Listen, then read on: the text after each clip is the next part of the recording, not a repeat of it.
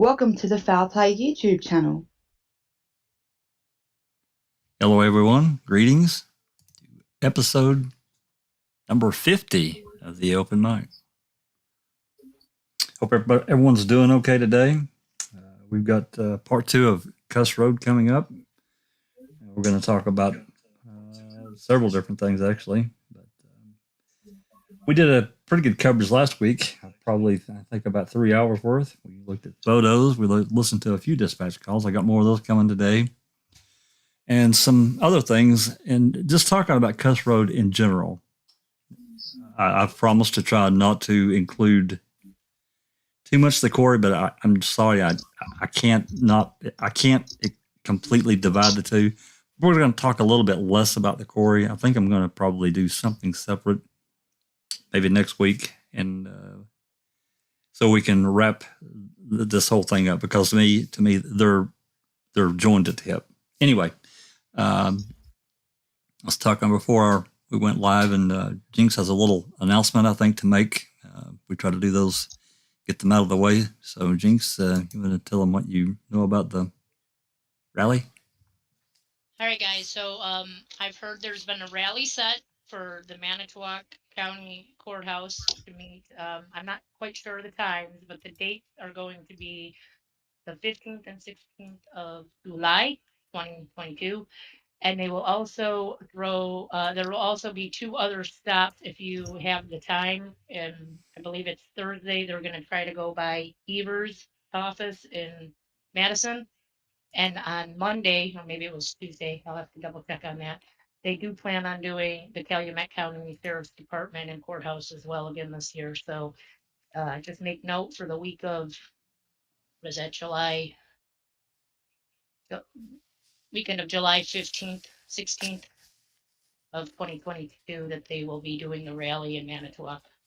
That's it. And I saw something about Becca's going, like, what's this about her going early? Something about, I don't know what it was. They will put it in there. Other people will go. Some people did show up for the other ones. Not everyone will have time. Some people will only be able to be there for the weekend. Sure. At the Manitowoc one, of course. But Becca is planning to be out there. I think it is Monday at the Calumet County. That's the Monday before the 15th. And then Thursday before the rally of, which would be the July 14th, 15th, and 16th would be Madison. And then 2 days this year for Manitowoc. They've done this once before, I believe, in 2018. They had 2 days, Friday and Saturday, which I think is better because Friday you'll be there when the courthouse is open, and Saturday the courthouse is not open. So right. I think Friday will be a good add to that, because then you can get out there while the businesses are open and the courthouse and the sheriff's department, people are walking in and out, and maybe get that message out there a little harder to those people who live in the area who are dealing with that in real time. So yeah. I agree. Well, good. Thank you very much for letting us know. And as we get updates, if there's any updates, we'll try to get those out as well. And I'm sure Becca and Jinx and everyone will do the same. So you can check Becca Chu's channel always for updates on all that stuff, because she's all on top of that too. Just that's right. That's right. And head over to Jinxie's channel, give her a sub. Go to Becca's, give her a sub. Spread the love, guys. Anyway, let's get everyone introduced.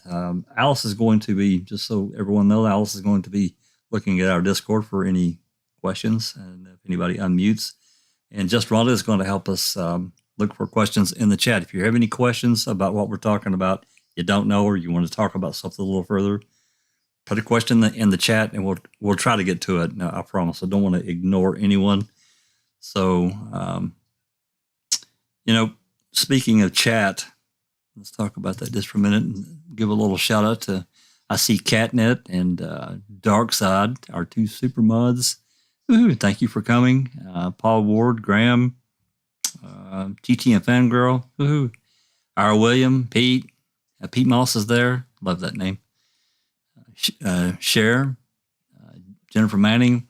We've got a lot of people in Jazz Naz. I'm not trying to miss anyone. I try to keep up with this. And you had to forgive me. I only have one monitor. Rhonda's trying to help me get a second one set up, but we'll see where that goes. There's Andy Dickinson.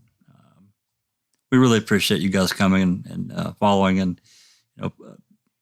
being dedicated to the case as much as we are, and coming and listening to us and giving us your ideas. So there's T1. Oh my God, what a hoot! Love T1. Anyway, everybody in chat. So everyone can recognize voices as we go. It's not always obvious as to who we are when we talk on the mic. So let's just to do a short introduction, and we'll get started. Alice.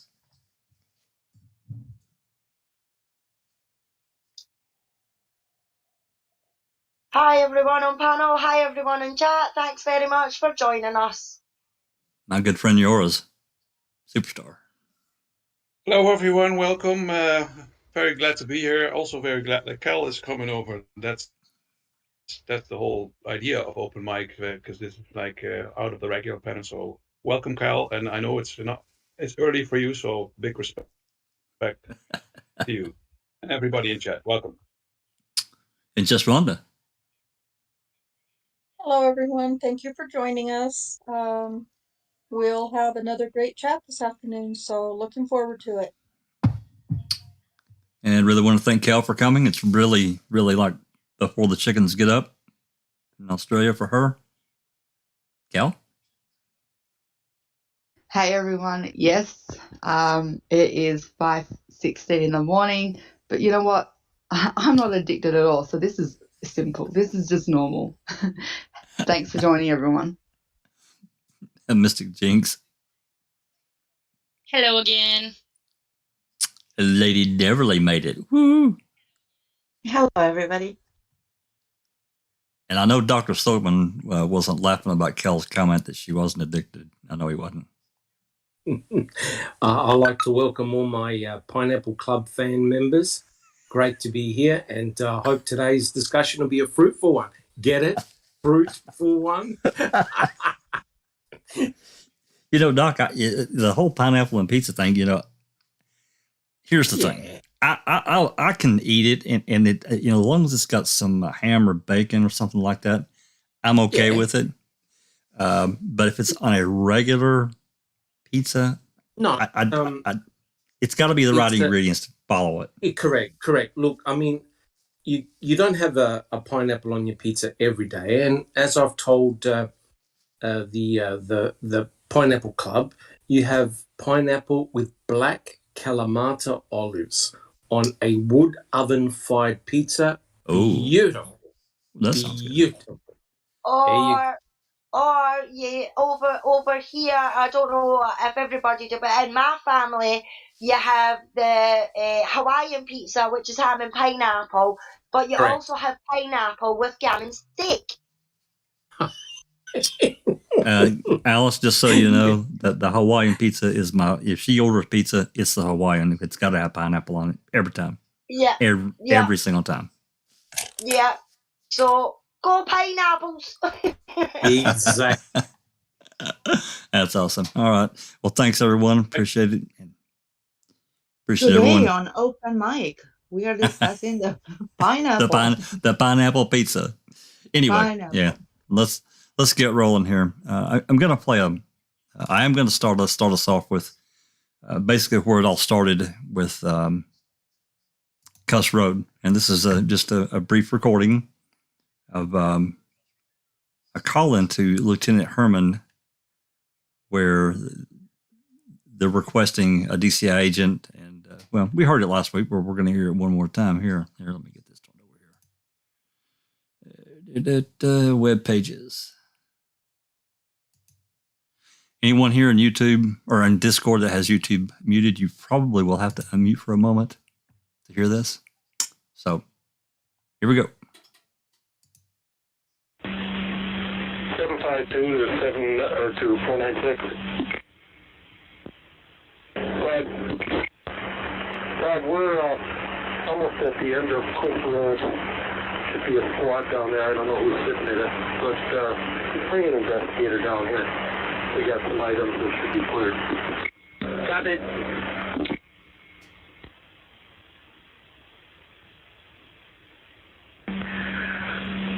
36, you may want a shovel. 10-4.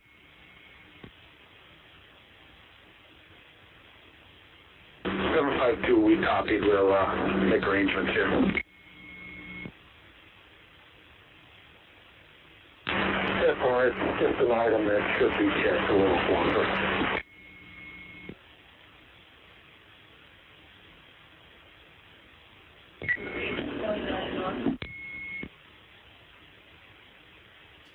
Dispatch 450.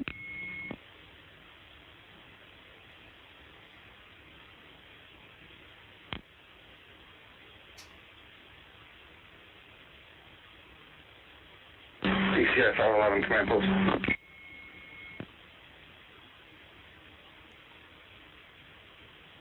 Unit calling command post.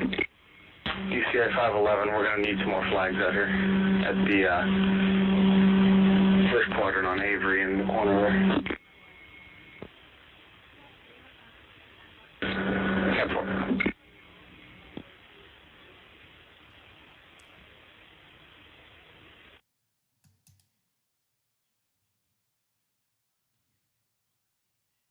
Okay, so that's basically it for. Stop there. That's basically it for that call. Calling for a DC agent and then calling back for a shovel. You know, we can think all kinds of. You know, we talked about perception and how things come across to us as they're presented. How they can look, and you know, a lot of times they can look really bad and they can look really nefarious, and we need to try not to do that with everyone. And I get it, I do get it, and I'm sure everyone in the channel gets it, and maybe even out there that's in the chat. Not everything's nefarious, and we have to keep that in mind. And I've had these discussions with Joriz before, and we both agree. You know, a lot of these people, they're getting up every day and going to work and doing their job the best they can. So we can't always think of, you know, when an officer calls in, hey, but in Kuss Rd, you know, I need a DC agent and he needs to bring a shovel. What does that mean? And then, you know, obviously how we got to Kuss Rd, you know, that backstory of that. And, you know, that's I think we can talk a little bit more about that when we get to the interactive. But I wanted to play that phone call to kind of set the tone. And to make this statement, not everything, guys, is nefarious. Some of these people, just like I said, they're just trying to work and do their thing. So with that said, I think, let me look here. I think our next step is probably going to be,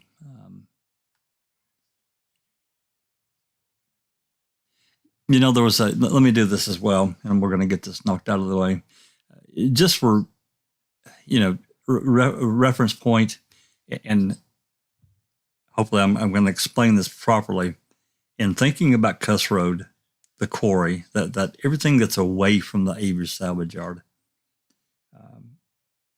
I've tried to associate things that are tied to it in a different format. So one of the ones I did last week, I looked through CASO, investigative report, those 4 mentions of Kuss Rd. And I think that's really telling. And it does look weird to me. I'm not saying that there was something nefarious and they're not reporting, but I would have thought with all the activity, we would have had 1 or 2 pretty significant reports about what went on. But there wasn't. Maybe that was the point. Maybe it's not. I don't know. I just know how it looks from my standpoint and to a lot of other people, considering how many people were there throughout the day and the resources that were moved. So anyway, I'm going to show this. I went through. Jack, Yep. Jack, Sherry Lynn Pontillo, I hope I said your last name correct. She said she disagrees because they may be trying to just work, but they know what they're involved in. I think that Sherry, some of them may have an inkling, and maybe they should have said something. That's true, you know, and I respect that. You know what you're saying, I do. But for a lot of these line officers, and I'm not talking about certain ones that allegedly did this, and because a lot of it, we don't really have any hard proof. We only have supposition. We have innuendo. And to leave that hanging in the air is unfair for us as researchers trying to find the truth to help in whatever capacity towards Zellner to help the guys get out. That's what I'm saying. I'm looking, for me, I'm looking for a solid piece. I'm looking for whatever we can that she can use to help them. I get the other end of it. I do. I do think that there's officers that are compromised. There may be a good officer that wouldn't break the law. They wouldn't mishandle the law or their mandate when they're out and about and doing their job. But they suspect that someone, Joe Blow down here is, and they don't say anything. They just keep their head down. And, we've heard this, but we've seen these stories before. These guys, these ladies and gentlemen, and that do just like I said, they're just going to do their job, but they are aware, or they definitely suspect that there's some weird shit going on over here, and they just don't say anything because knowing or understanding that they're going to get themselves in a world of another thing. Is that right? I can't. That's difficult for me to answer. I guess that from my standpoint, just again. Perception of being a law enforcement officer, you say, well, I'm going to do the right thing. I'm going to uphold the regulations of my county or my city or whatever. But my duty first is as a cop is the truth. And for me, I would have a really difficult time living in that world if I knew something shitty was going on, something weird. I'm telling you, that's just my personality, though. Some people can do it. But I get your point. I don't want to belabor that. Thanks you. It's an excellent comment, and I get it. So, any other comments before we move on to this? What I've got next? Neverly says, and I kind of agree with this. Just like in any organization, there's people that follow the orders and the rotten ones. At the end of the day, we all have to pay our bills.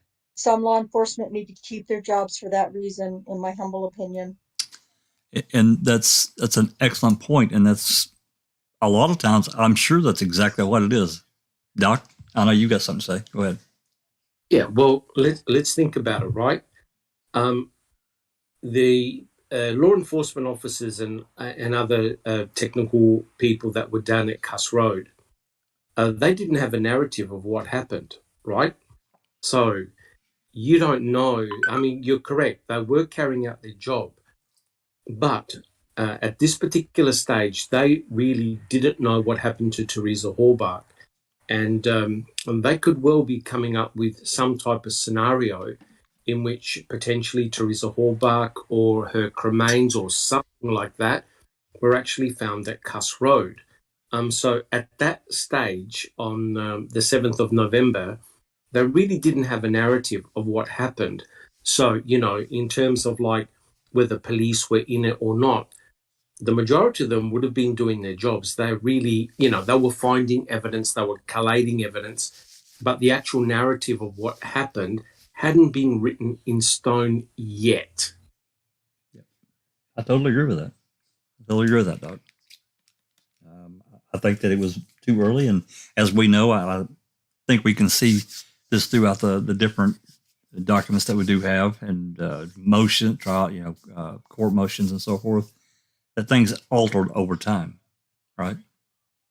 Correct. I mean, the game changed when the cremains were found at the salvage site, right? Everything sort of changed. So, right. Look, at that particular stage, the narrative hadn't been written in stone, but what's going to be more damning for Stephen Avery? Cremains at the Manitowoc County gravel pit or at Kuss Rd, or cremains in his back door? That's right. That's right. Right. So think about it. What's more damning, right? And the timing, right? We talked about Correct. The timing. Yeah, but not only that though, Jackson, Doc. Pete Moss makes a good point. Promotions equals involvement. So just look back at the ones that have been promoted, all the officers and that were there. The main ones that have been promoted, in my opinion as well, and I agree with Pete, is that we got promoted, Fassbender, the main ones got promotions. For crying out loud, Liger's now the bloody sheriff. You know what I mean? So, and awards. Yeah, exactly, and awards. So I completely agree with Pete's statement there. Promotions equal involvement. Very well could be. That's an excellent comment. Neverly? Beat the dead horse, but people are people, no matter what you do. And it's your core character what dictates what you're going to do and how you're going to handle certain situations. And not everybody is a type A personality either. And some people just don't want to know the truth. They just want to do their job, clock in, clock out, and go home. They don't want to get involved, right? And they won't. They won't. They don't want to get into the politics because they know that it's trouble. So they just do their thing. You want me to find evidence? Okay, I'll go and look for it, and there you go. But don't ask me any questions and don't ask me for my opinion. I just want to go home. So I believe there's a bunch of them like that. But as far as the accolades and promotions I'm sure of it, Neverly. I'm sure of it. Yeah. That's all. Oh, okay, thank you. Doc, did you have something else? Yeah, the important thing to realise is that Kuss Rd is still in proximity to the Avery salvage yard. So when you hear the telephone calls and the police chatter, it's always in reference to the Avery salvage yard. So you think about it, they were looking for some type of direct connection to Stephen Avery or the Avery salvage yard really from the get-go. And this is before the cremains were allegedly found in Stephen Avery's burn pit, right? So, and we know that there were guys out there with measuring equipment, to get a 3D map and take coordinates. So that's a rather huge commitment, don't you think, for allegedly nothing occurring at Kuss Rd? It is. And that's why I see the perception. That's why I said in the beginning, the perception of Kuss Rd is something did happen. They did find something. I mean, my God. They probably had, we don't really know for sure, but I'm going to guess they had around 40 to 50 officers and various other support people in that area throughout the day after Bushman called it in, Yeah, correct. And as you alluded to last week, Jack, if you don't know anything about this case and you put those photographs in front of 100 people, and you ask them the question, does this look like a crime scene to you? I would say that 100 out of 100 will say, yep, that's a crime scene. Absolutely. Yep. There's no doubt. In actual fact, it's more of a crime scene than the Avery salvage yard when you think about it. It really is. And it, again, that perception of how it appears to us. And we get these snapshots in time through these photographs from the Wisconsin State Patrol. And I get it. It's not always fair, maybe from the law enforcement state side of things. However, there are probably other. Actually, I know there are other photos. And I've talked to Jinx about this during the last several days. That photos that we can't get, that she's been looking at, that are the rolls of film that Colburn took they've never been developed. It says plainly on the FOIA. 30, what does it say, Jinx? 35 millimeter rolls of tape. 35 well, the log says 35 millimeter roll of film, right? Yeah. But they never have any of them taking this roll of film out of evidence to develop it, and then they have that little note, it says tape, but I'm pretty sure they mean film. And so, this particular FOIA, I know it's been requested more than once. I don't mean to get off track, but again, he was at Kuss Rd and he took photos. So we have however many, you get 24 to 36 on a roll of 35 millimeter film, sometimes 12, but that was a little more rare. But there are photos that we can't get, and that, of course, that FOIA was denied, and they go into, future legal mumbo jumbo, a 2-page excuse why that this person can't have that FOIA. I know that we've talked about this. I think think Rookie and Seeking and several other people have avoided these back probably 2018, 2019. Same reply, it's like hitting a blank wall. That again, to me, Doc, that leads us to this perception of what the F is going on here. Well, I mean, Andrew Colburn was actually called twice to Kuss Rd, and Colburn had a camera with him. And I don't believe we've actually seen the photographs from his camera. Have we? No. Okay. That's the one I'm talking about. We can't get it. Yeah. So in a way, Colburn was an unofficial cameraman for forensic evidence and other pieces of evidence around Kuss Rd, the salvage yard. And he was also the guy that photographed the cell phone found by Campion and Pam of God. That's right. So it's remarkable that Colburn is showing up everywhere, and Colburn is the one that's producing the least amount of reports. And basically you had a cone of silence from him during the trial. I saw nothing, I heard nothing, I've reported nothing, and yet he was actually everywhere. So that's a point to take in. I agree. It really is. Please. Can I add a comment here? Those two roles were taken by the fifth by Bill Tyson. So that's ledgered. That is, I know there's been discussions as whether that's right or not, but I believe it. I like to disagree that we don't really know when these pictures were taken. I mean, other than maybe the second roll where they're talking about taking pictures, but that first, they don't say when they were taken, where they were taken, just that they collected this roll of film at 7:35 and 10:02 p.m. No, the rolls have been taken on the 5th on the ledgers. So that's correct. That's the only thing we know, right? So, and I also know that after the fact that he took these, not digital pictures, Colburn had a digital camera, because that's on other logs as well, that he had a digital camera to proceed from that one. So I'm wondering where that came from after the fact that he had a camera of his own, apparently. Maybe because they didn't want you to be like, oh, well, there should be these two roles developed, because look, he's using a digital camera the rest of the time, that you get confused. Afterwards. Yeah. Maybe. I just pointed out. That's a good point. Thank you. Interesting point. Cal, you have a comment? Yeah. So as everyone knows, and I can get under people's goats when I do this, but whenever someone we need differing opinions to keep us honest, right? You're allowed, and it's okay. Do it. Yeah. Okay. So whenever I hear questions like this, I always go that one step. I look at it and then I think about it, and then I always try to bring the balance and the diversity. So I'll always flip it, and I'll always consider all the other options and alternatives to whatever it is that we're thinking about.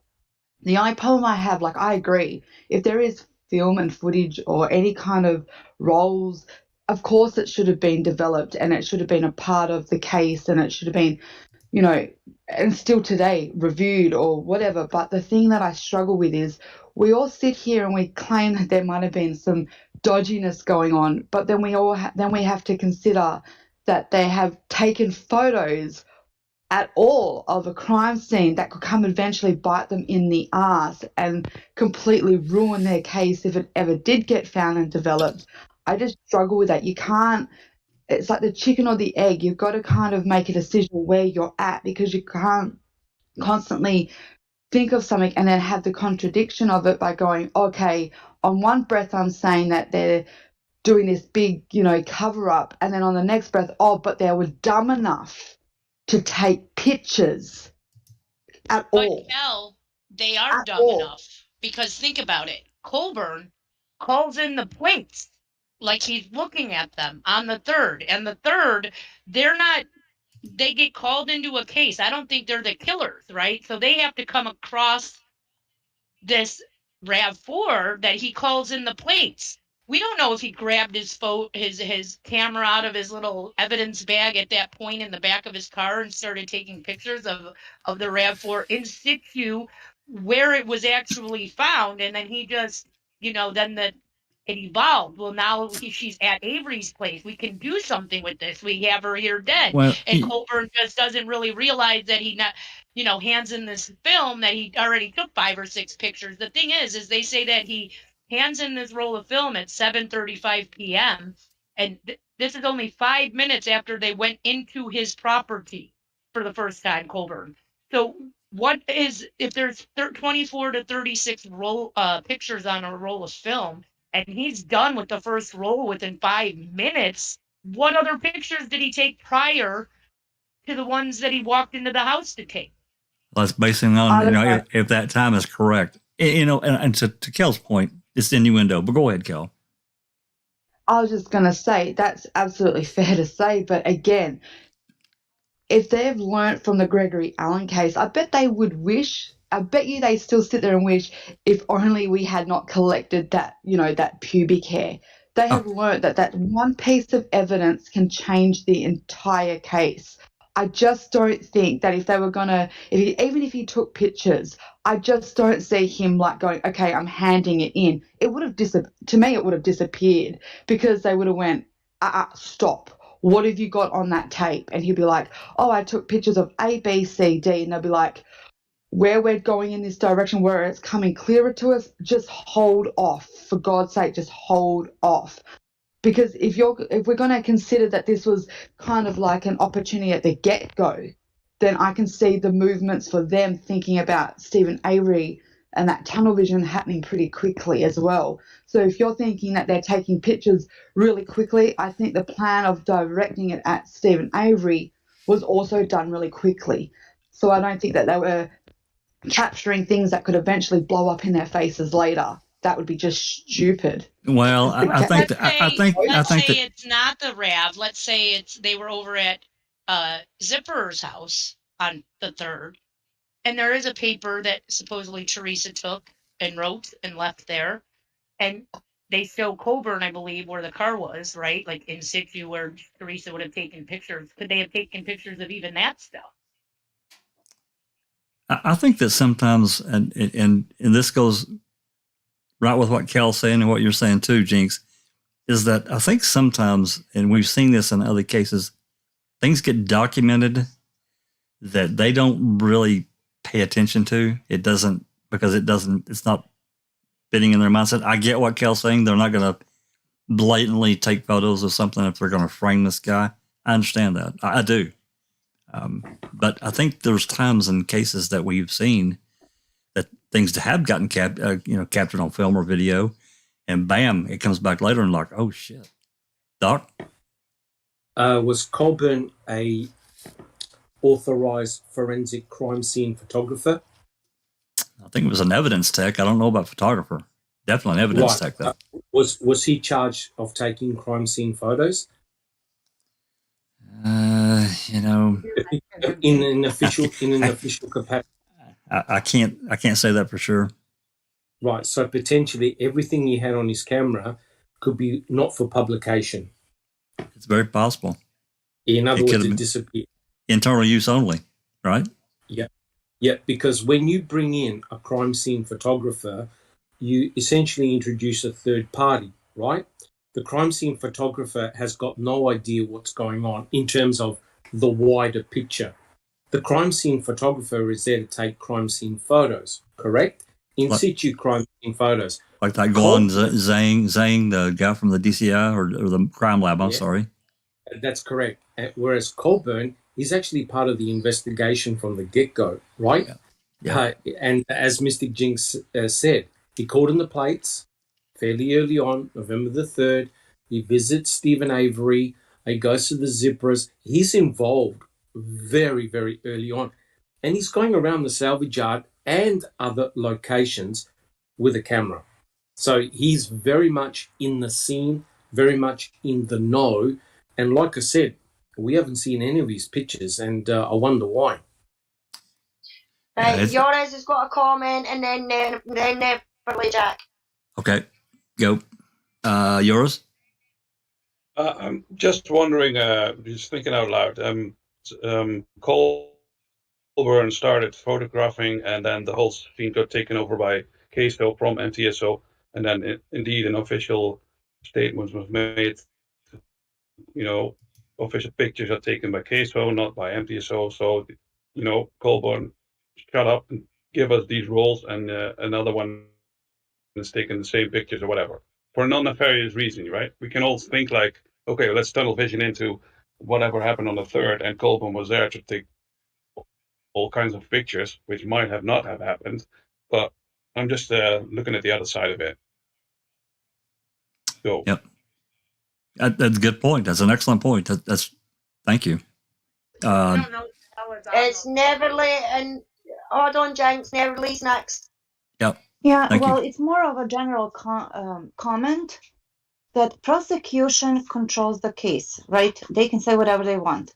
The investigators work for them. They turn over their evidence, and then the prosecution handpicks what they want to use and what they don't want to use. It is very common, actually, that they suppress the evidence.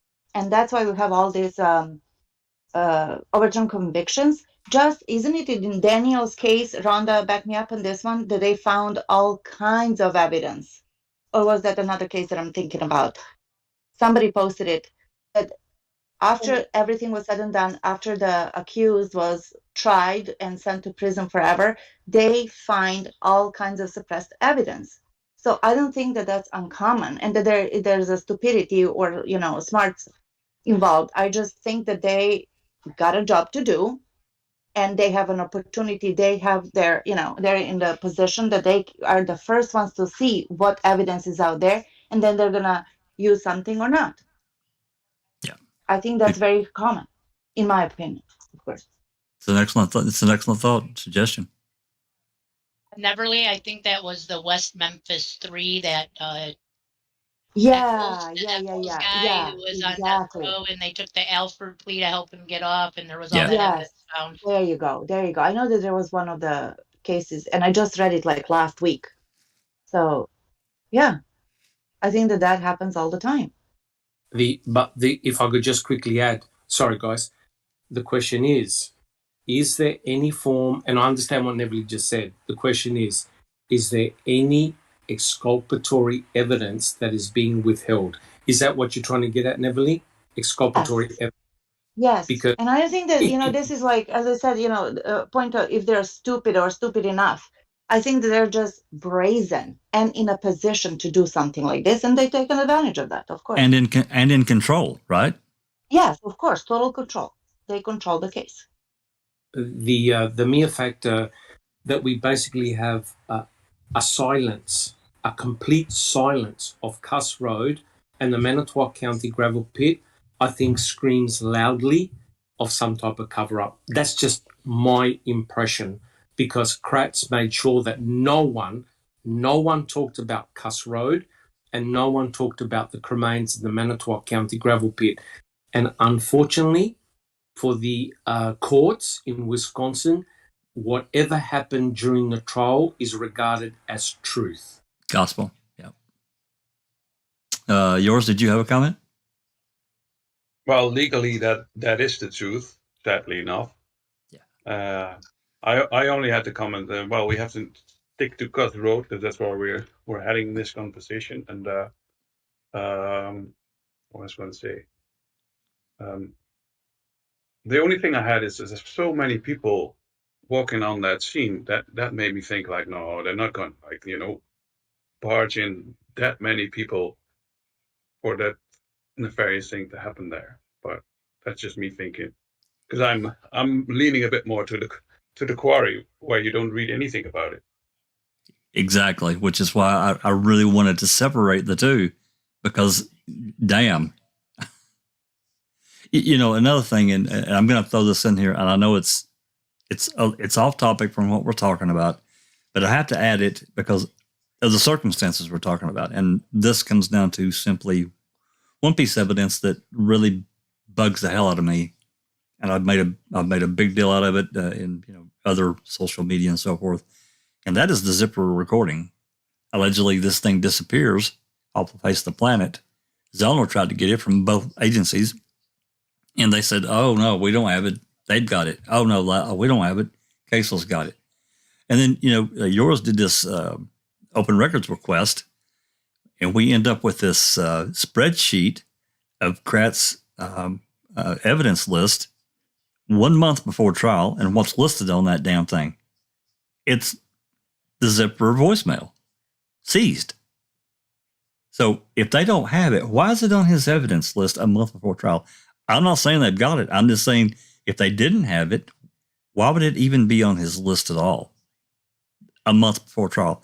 I could see it being on there, if we were talking about, because originally I think the trial, Avery's trial was originally planned for like September or October of 2006, but it kept getting delayed because of other things. So I don't mean to get way off track here. My point is that things do happen that I don't like. I don't like it at all. It looks bad. It's got a terrible reek of we're withholding this. You're not going to get it no matter what you say or do. We just don't have it. And we have no legal means to do anything because, we'd need a lawyer and take them to court and all that kind of stuff. Jinx? Just another note that's missing from the zipper's place is that handwritten note. Yeah. I have asked for it, and they say that it is either in evidence and they don't know what the number is or where it is, or if it might be as an exhibit at the courthouse, but they don't know where it is. So basically it does not exist in their records at all. Back in the black hole. So anyway. Everything's zipper. Yeah. All right. Let's, that's some really good conversation. Really appreciate that. Well, Sherry and chat says they would have developed the film if it was innocent. So she's maybe thinking that it's not being developed because there could be something on it that could catch them out, in a sense. But I wouldn't like to think that they were that stupid to do something like that.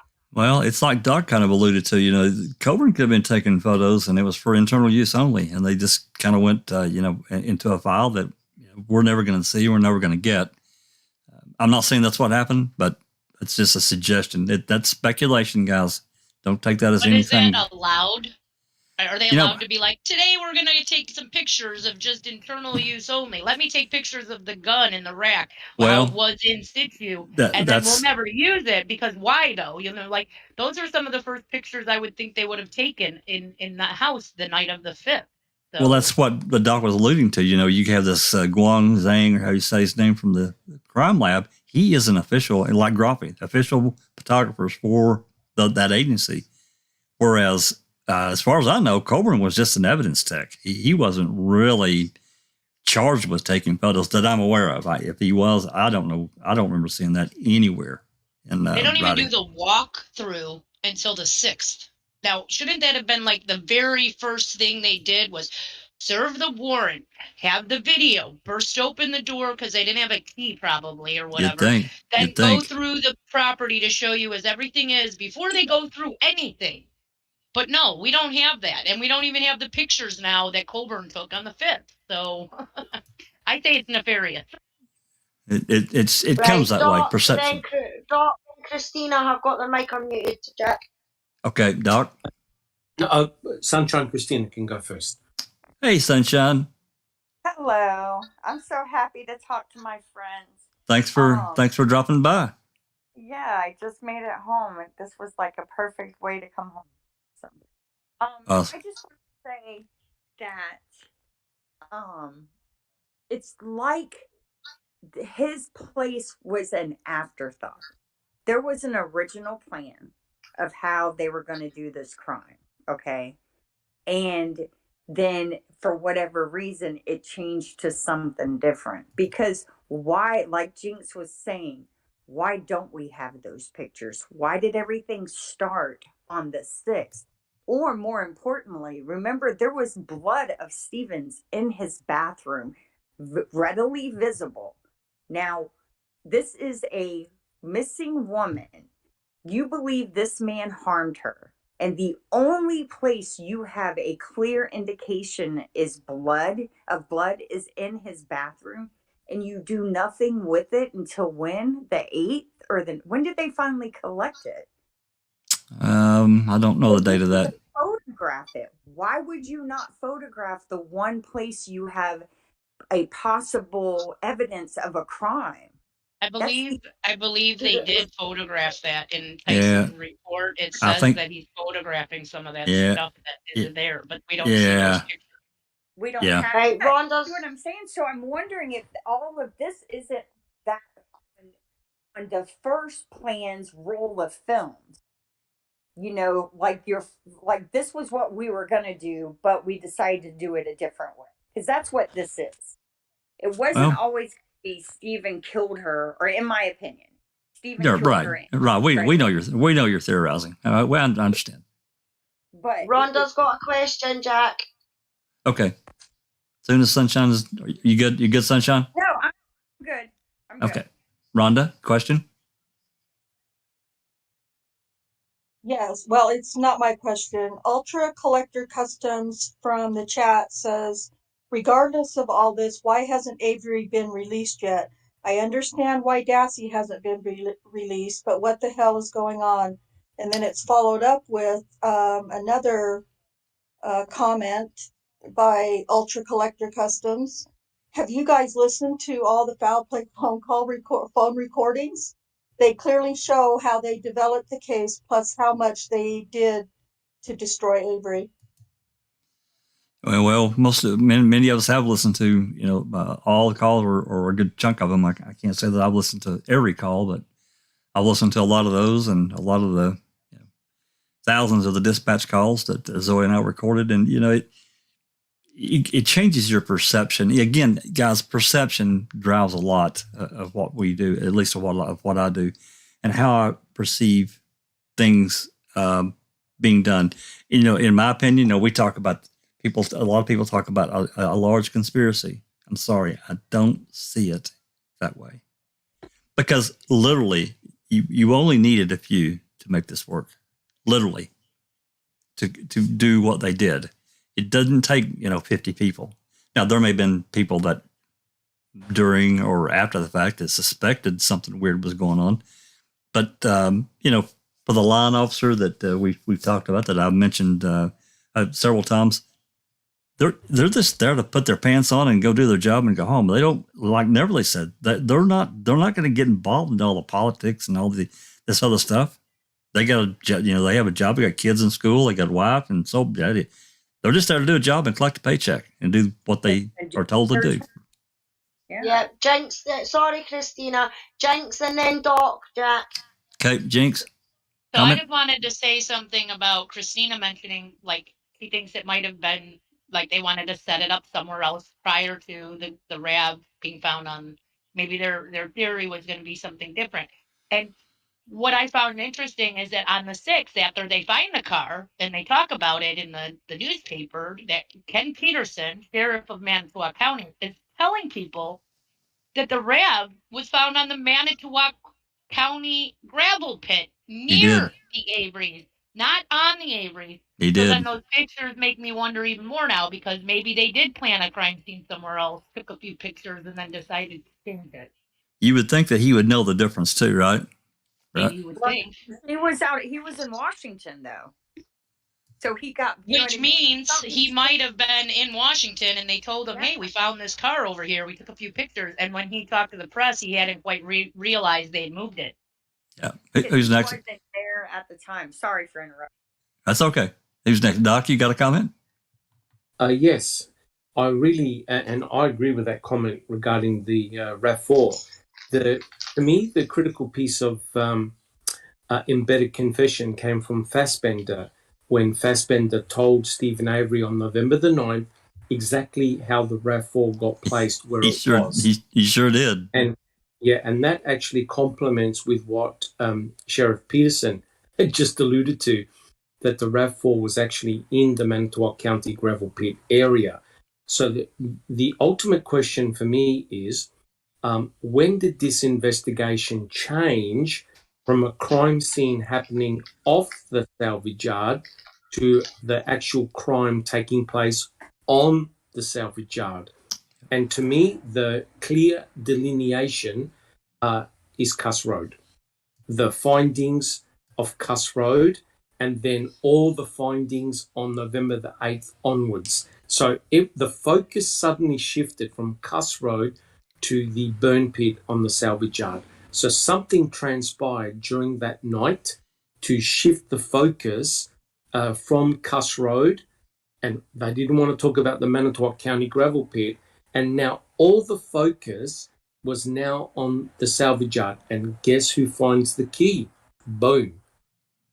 That's right. And everything did shift. November 8th was a boondoggle day for Calumet. Everything, all this stuff was found, and it did shift the focus. And then, of course, if we move past November 8th, we get into the 9th. We'll get into that probably next week with the quarry. Go ahead.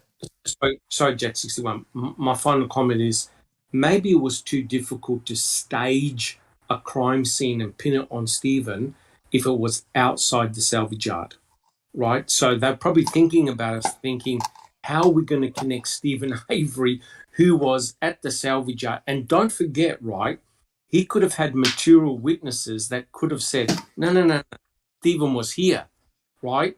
He was nowhere off the salvage site. So maybe trying to sell the notion that Teresa was murdered off the salvage site would have been too difficult. Yeah, that's right. Yours, comment? I don't really trust the media to be a source of truth, because you're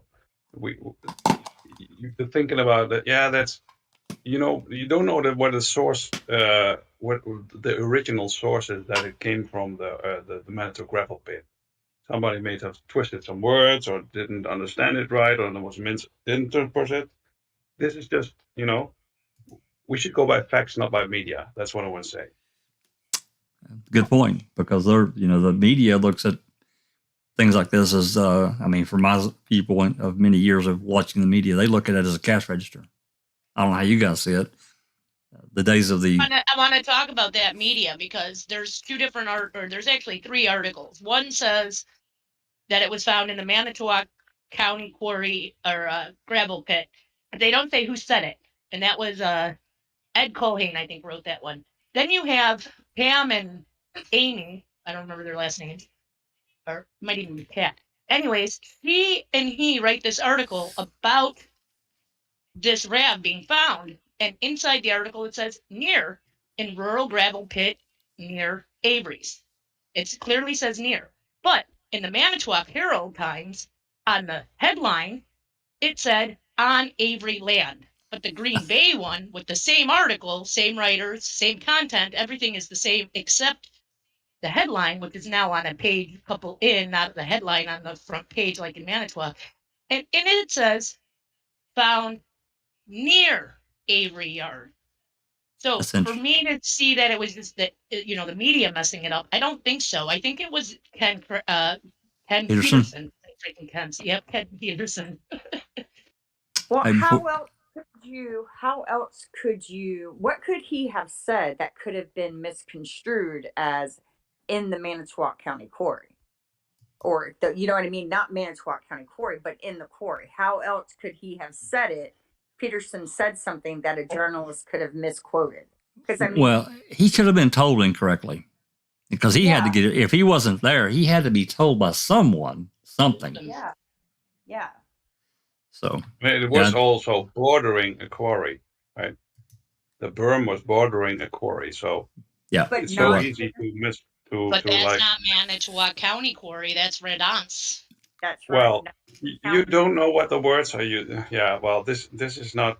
You don't know what the actual facts are there, so we cannot prove it.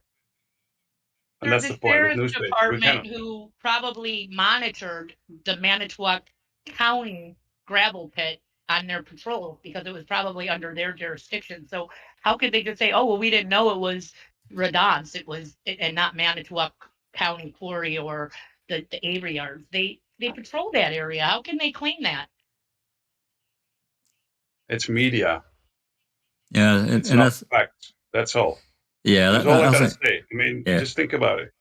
Yeah, but it's also the area. Everyone knows where the county quarry is. Everyone knows where the Radant quarry is out in that area, because they've lived there forever. They see the same thing over and over and over again, right? So they say Radant, they say county quarry. That's how they differentiate them. That's Yeah. just how the lingo is for rural counties like that in America. I think that, to Joriz's point, and I get it, we have to, I think we have to take some, and a lot of times, a lot of what the media does because they have ulterior motives. And I think that's Joriz's point, is selling a headline. Their job is to sell papers. And that's, I didn't realize that for many years of my life.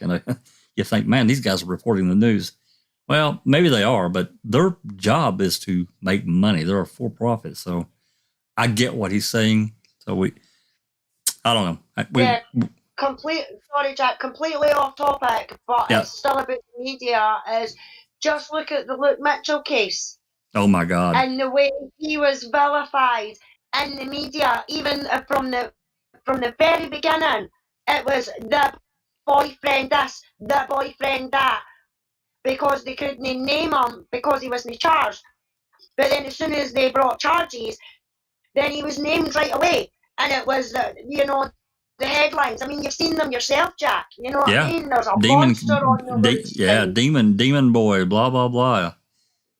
Yeah. So the media can be really, really vile. So I do not trust any media outlet now. I don't even buy newspapers now, because they're only looking for a story, and the grubbier and dirtier, the better. They're not interested in reporting on the actual truths of it. They've got to twist things to make it that wee bit more dramatic and everything like that, because they've got to get people to tune into their stations. They've got to get them to buy their papers. You know what I mean? Kel, you have a comment? Yeah, I was about to say, one, don't talk to me about fucking media. Jesus Christ. I've been a part of it. I've seen the ugly side and how things get twisted and stuff. But on saying, just separating that, the newspaper side especially, I had an incident with my daughter a few years back where she and her friend got chased by a man through a car park at the beach we lived to, and I put it out in the community, and the newspaper contacted me back and wanted to run a story to basically highlight the stranger dangers and just keep all the parents and the community alert. When they reported it, and I've still got the newspaper, there's things in it that has been exaggerated that I looked at. I'm thinking, I didn't say that. And for secondly, they were reporting about the wrong location of where the incident happened. They kind of they turned it into a more public area where it was more fear driven for kids to walk through, where this was more of it, that was quieter area at the end of like a pathway, but they turned it into like a big dramatic, anyone that's there can be, and it's like, wow. And this was a newspaper, so a newspaper's covering my case, but same situation, they're reporting the wrong location. So you think, oh God, what was the point if you're not even getting where the incident happened? And I think a lot of times these things happen if from a standpoint of they're not sitting around saying, hey, let's frame Avery. They're sitting there saying, how can we make this to where it's more sellable? How do we sell this product? Everly? That's exactly what I wanted to say. Even in Ma'am, that what's her name said, the news reporter, murder is hot right now. It sells. That so NBC 26 reporter? Yes. So they're gonna, just pamper it up and just to be more attractive, more catchy, and sell it. That's exactly what it is. She did us a favor when she said that. Yeah. Jinxie, comment? Back in the day, when people would put out an article that had misinformation in it, they'd have to go back and retract their statement in the next paper as soon as they realized it. That would say something like, in Monday's paper, I said blah, blah, blah, blah, blah. And that is not what it was supposed to be. It was supposed to say such and such. You actually see that with one of Ryan's dad's articles where they said he worked for a bank he didn't work for. And they went back and wrote it in the paper that they were wrong. So if this is wrong, why aren't they turning around and correcting themselves in the paper like they should? I know, Alice, you probably got another thing here, but there used to be, to Jink's point, there used to be, and I don't know when the law changed, but there used to be truth in broadcasting. The laws were different. Something got changed. Don't ask me what it was, but something did get, and it's kind of like it becomes like this entertainment side that's tied to the news cycle, and it's just like, what the F are you talking about, right? So yeah. Well, I mean, everybody on the panel and everybody in chat, all have heard of Princess Diana. Oh yeah. And that very same thing happened to Princess Diana. I mean, the panorama interview that she did, where she came out and she said that there was 3 in the marriage and everything like that, meaning about Camilla. The BBC went to extreme lengths to get that interview from her. And they even forged documents to show to her brother so that he could then have a word with her and say, oh, you can trust them. 25 years later, it has came out that the documents were forged and everything like that. God. Diana knew that she was being watched, she was being listened to. Her phone was bugged because there was phone tapping going on with the media and everything like that here in the UK and everything. And she was one of them that they done this with. And, she was paranoid about that, but everybody told her that she was being daft and silly and everything like that. And it came out 25 years after her death that, she was yes, right. this did actually happen. So the media can be fuckers and go to extreme lengths to get what they want if it's going to sell a story. And they've done exactly that. I mean, just take that Anjanette Levy with Brendan Dassey when she was we phoned them in the jail and the questions and things like that she was asking them. I was just going to get her ratings. I was just going to bring that up about Brendan's interview that she did on the phone, and they didn't release it. You know why they didn't release it? Just because he wouldn't say what she wanted him to say. It looked bad. It would look bad for that station and good for his case. I'm sure of it. I'm sure of it. But yeah, this whole media thing. Neverly, you go ahead before I say anything else. Quick comment. The competition is fierce. So, they don't have time to fact check. They're just going to put it out to be the first ones. It's vicious. It's savage. I remember when I was a kid and, watching the Walter Cronkite's and all that kind of thing. And, a news report would come on and say that they had to double and triple check their sources before they would release information. And there used to be, I think, some care in that. And that is just gone. It's been gone for years. And we probably could do an open mic about the media alone. And, N64 has done a fantastic job in capturing a lot of what was said and done back at the time, at 2005. I also ran across in one of the open records that was sent into Queso. There's actually a CD, or actually there's 8 or 9 CDs that they have. I think I'm going to forward that, and it's going to cost me $10, but there may be reports in those CDs that we've yet to see. They're not going to change anything, but they may be of interest to check out to see what was said at the time to the viewers, right? So anyway, we're pretty far off the beaten path here. Rhonda, is there any comments from the live chat? Jack, there are so many, but I don't even know where to go back to now. We got really sidetracked, and I'm really sorry. That's okay. That's all right. That's all right. We're not really, we're not trying to ignore anyone. And with that said, I was thinking about that a minute ago. I did want to say and welcome, Ultra Collector Customs. Thanks for coming. There are a few more that look like Sylvia. That's your sister. That's your sister, isn't it? Mel Billy's here. Hello, Mel Billy. There's a lot.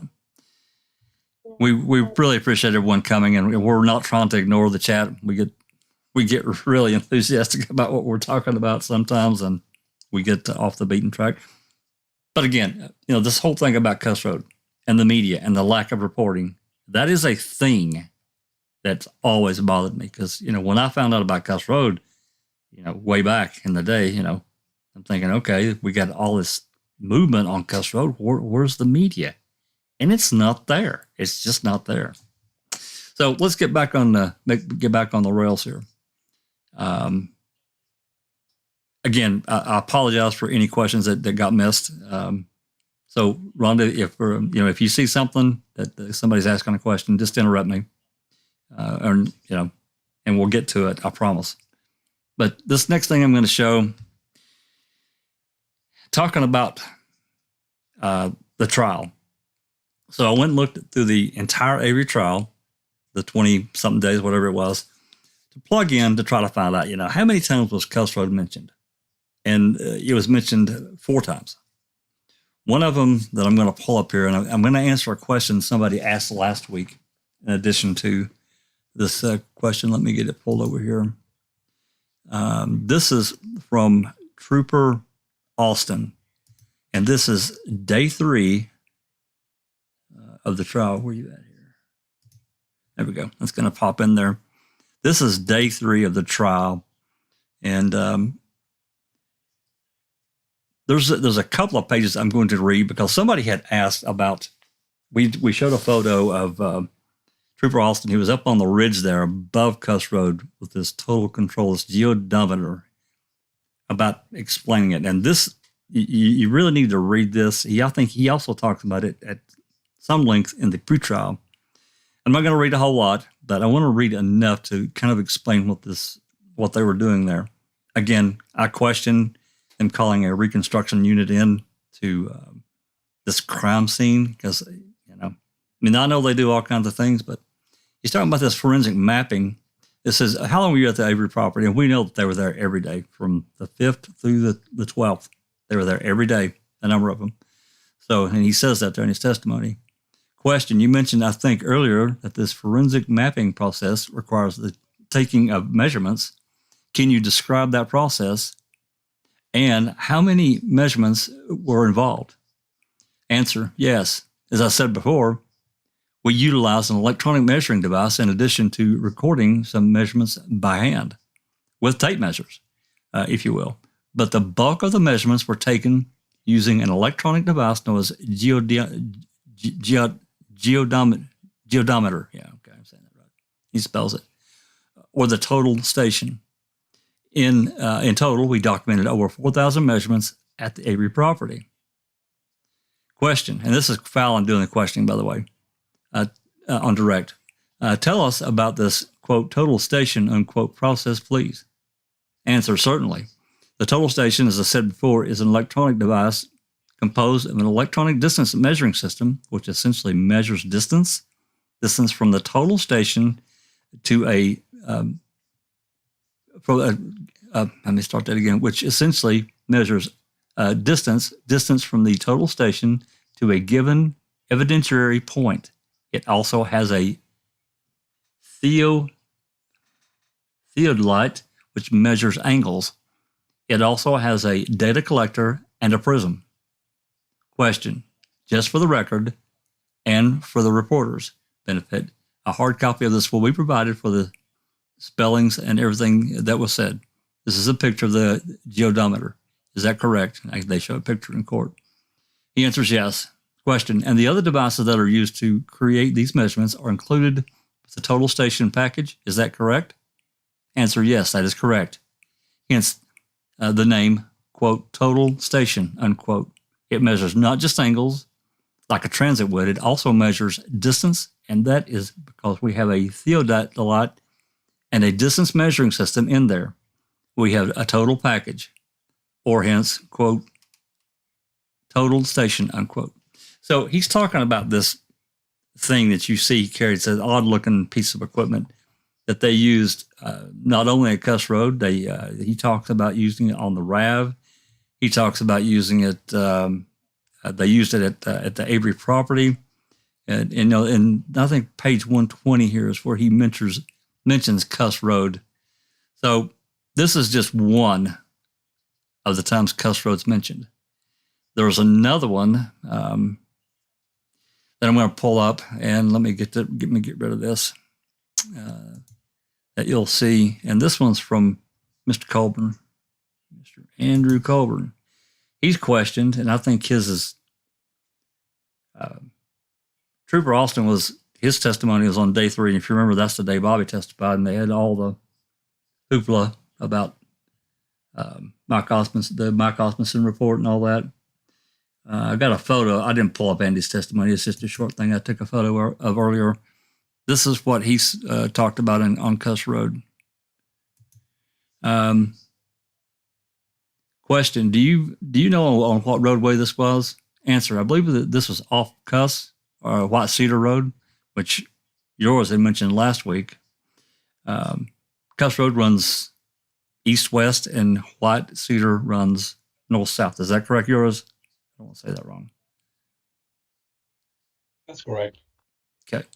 Question: this is something that Mr. Erdl yesterday talked about, the potential burial site, but what wasn't. Was that your understanding that it turned out not to be? Answer: yes, it turned out to be nothing. You know, to me, I have real issues with that, and I know many people here do. There simply was too much activity. There was too much resources and too much time. You spend, you find something. Bushman calls in this call we heard earlier. He calls in and says, "Hey, we need help over here," and all these resources and people get moved, and not only for just a little while. They were there all day up into dark. That's more than nothing. Even at best, in a temporary burial site, Doc can speak about it if he wishes, or anyone else on the panel, or if anybody has a comment in the chat. To me, this was far more than just nothing. Comments, questions, anybody before I move on? No, there's a lot of discussion going on in the chat about Brendan Dassey and Ultra Ultra Collector Customs. Yep. Has raised doubts about Brendan's innocence in the case. Very confused about all the different confessions or things that he said and in his interrogations. So kind of most of stuff what's going on in the chat is about that, honestly, right now. I understand. Well, that's okay. I mean, sometimes side conversations start up, and we get that. Yeah. So, that's mostly what I'm seeing. Okay, well, that's okay. Well, for Ultra, that we've talked about Brendan before, and I'm definitely going to do another push for get Brendan's information out there again. We've actually just started as a group memorializing the post-conviction hearings that were happened in January of 2010. And those hearings there are very telling. And I can tell you for a fact, I've talked about it the other day, what happened in between trial. Brendan was sentenced in August of 2007. There wasn't a huge amount of anything going on in 2008. And guys, I'm not trying to get off topic. I'm going to go right back on, I promise. 2009, there were a number of ex parte meetings with, in his case. I got one of them. They wouldn't let me have the other one. It's still sealed for whatever reason. I can't answer that question as to why they wouldn't tell me. I just know they wouldn't let me have it. I was denied. I did get one of them though, and then that meeting or that hearing was very telling. We recorded that one. It was awful. It was absolutely awful what they did to that kid. And you have a guy like this. I can't even call him a dude. I don't even want him in our. I know the girls don't want him. I know the guys. Most guys don't want him either. This guy is just, in my opinion, he's just a total scumbucket of what he did and how the whole thing was handled. So I don't know. I guess Brendan was. I just in no way at all can I see Brendan being culpable for anything other than being used and tricked and misled completely. I mean, a person doesn't sit there on March 1st and admit to all these terrible things that came out of his mouth. And then he comes up, and he says, "Hey, Helen, am I going to be here much longer?" Well, why? Well, I've got a project to turn in. I'm going to need to be back in class at 1:30, whatever. I got a project that's due. What? He had absolutely no idea what just happened. So I don't know. That's the story for another day. So anyway, let's move on to our next thing, which is going to be, and we're pretty far in. Well, we're a little over an hour. I'm going to ask my good friend Joriz. I'm going to pull up the interactive map. Joriz, you want to talk about the dogs a little bit? Well, I need to get back here. Yeah, that's okay. I think I'm on the wrong. Let's see. Wow, this thing's going crazy on me. If you touch that thing, it really goes crazy. I'm trying to get to the link. I've got the wrong link up here, I think. I want to be able to pull up the side panel where I can select certain things, and I'm on the wrong page. I apologize, guys. I thought I had the right one.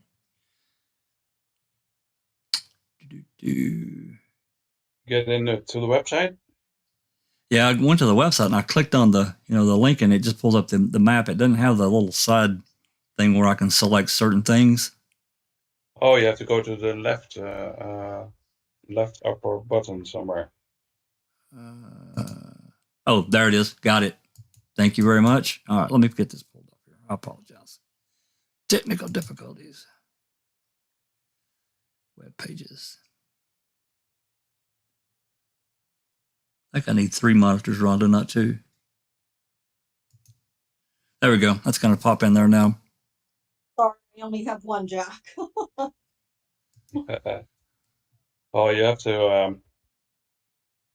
You want to make this a bit more like visible. You have to unclick these buildings and burn sites and all that. Just stick to the. Yep, that's what I'm doing.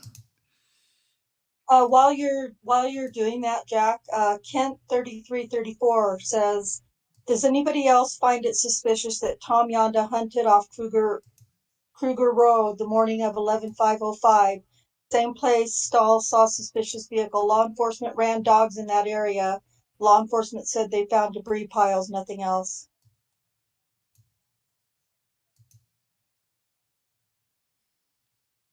Oh,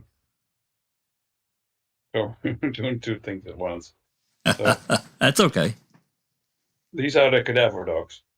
You want to do them first? Yes, cadaver dogs. Yep. So we're talking about Kuss Road. So you have to hit that dog in Kuss Road area.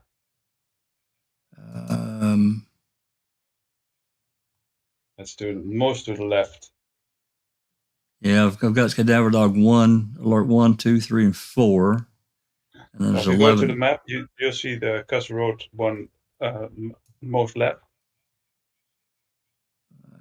Is Kuss Road labeled here? No, it's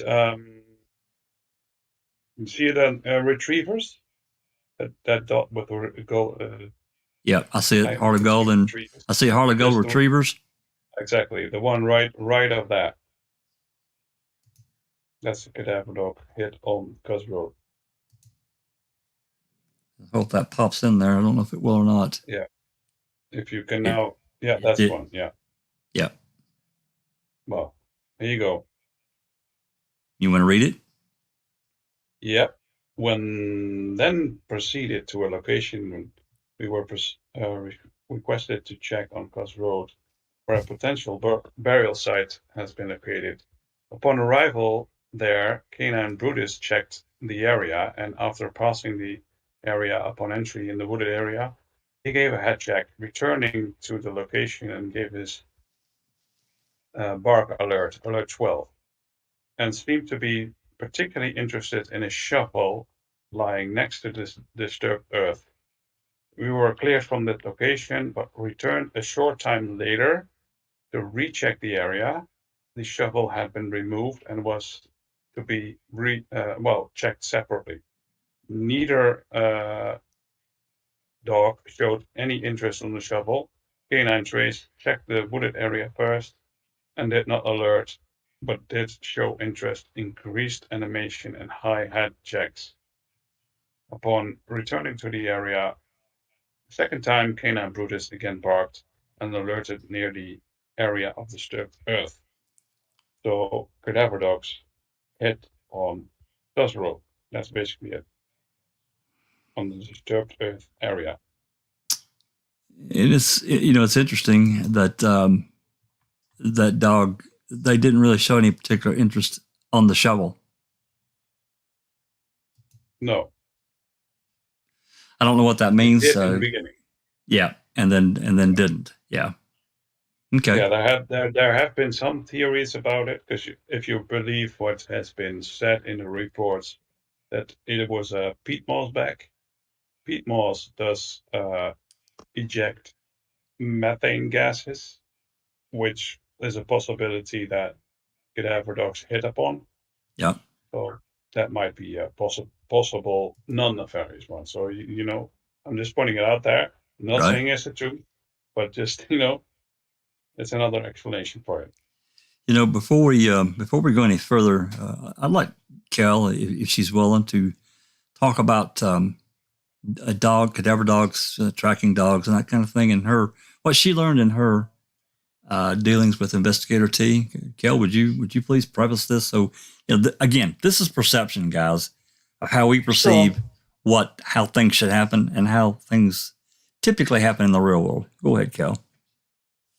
Yeah, so when I was working with Investigator T, and we were going through all the bone stuff together, and I was talking about Kuss Rd, and I signaled how there was something may have been there, and I was like, they even let the dogs hit on Kuss, and then they wouldn't let them pass the crime scene tape, and I was kind of flapping on about how it was like this bit of a hush things, and he said to me, Kel, that's like standard procedure, right? And I was like, what do you mean? He goes, was the tape already up before the dogs got there, or did the dogs hit and then they put the tape up and ripped them out?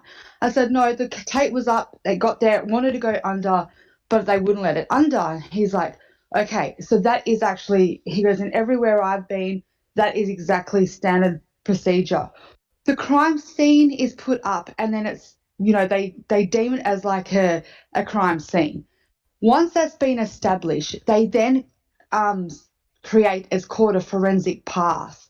A forensic path is where they've gone in, they've assessed the direction they're going in, and you can only go onto that, through that path of entry and exit because of contamination. They never let dogs, especially any animal, go through that forensic path because there is the biggest, he goes, it's the majority of where your contamination begins.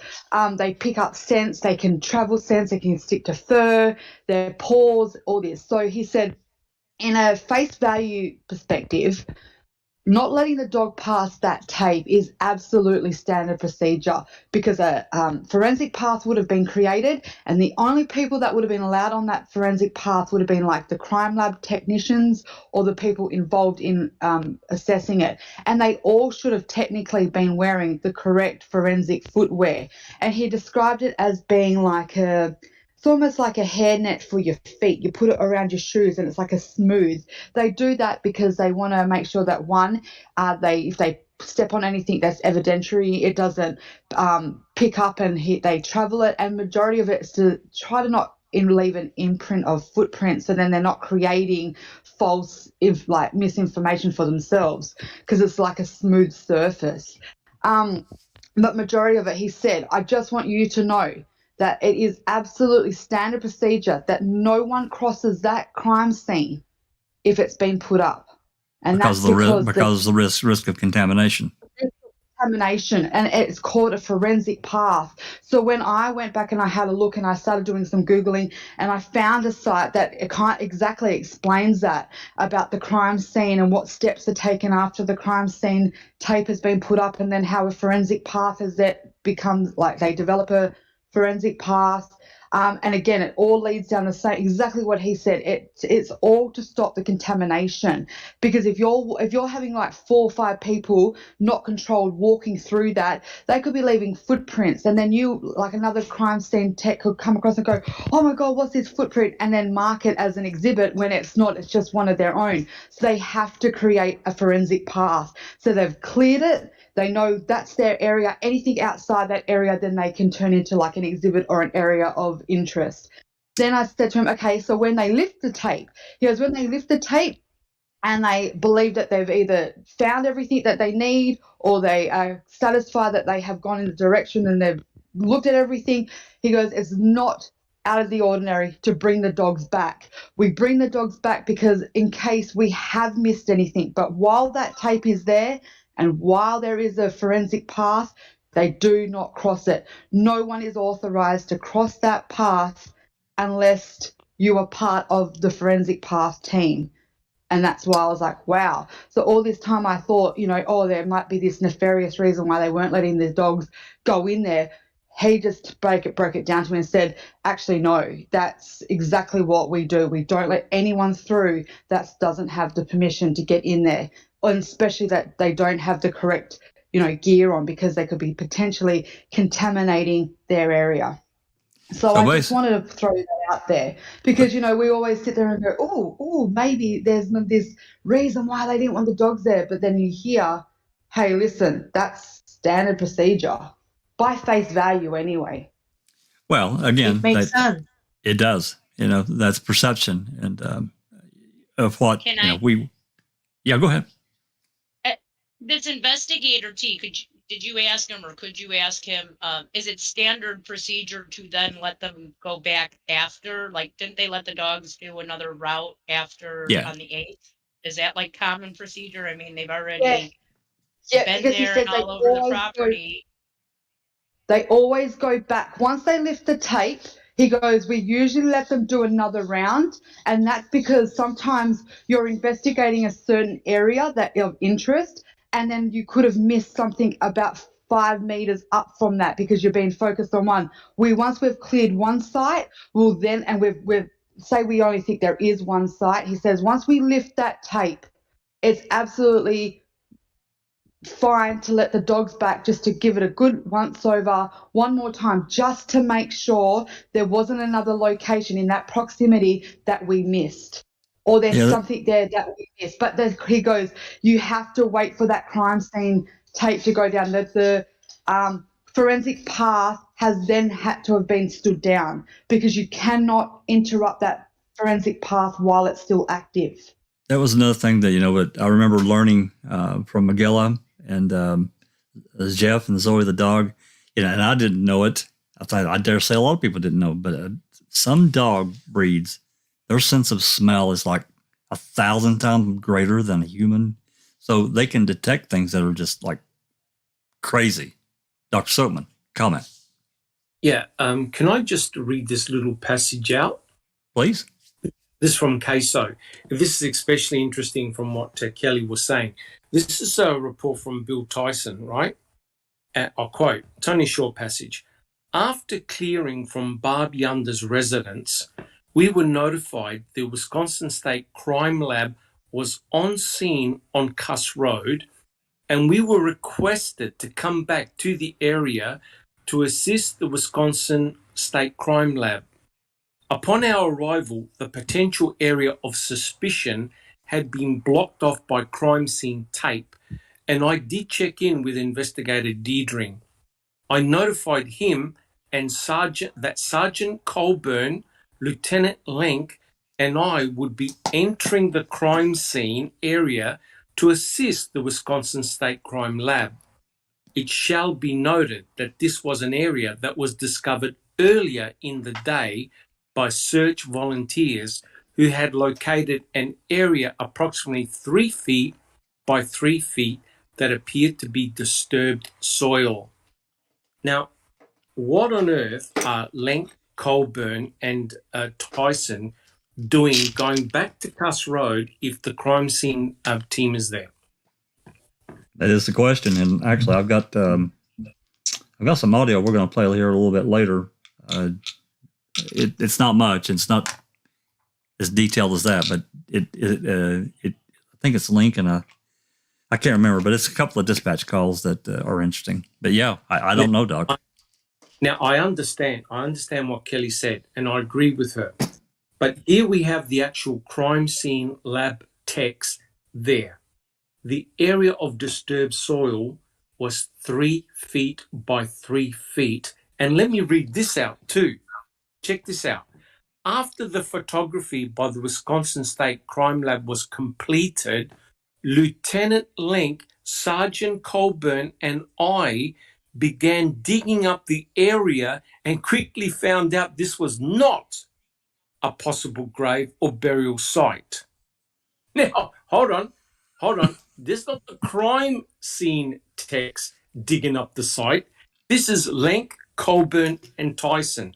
Now, can someone tell me what those 3 guys are doing in a supposedly roped-off potential crime scene area?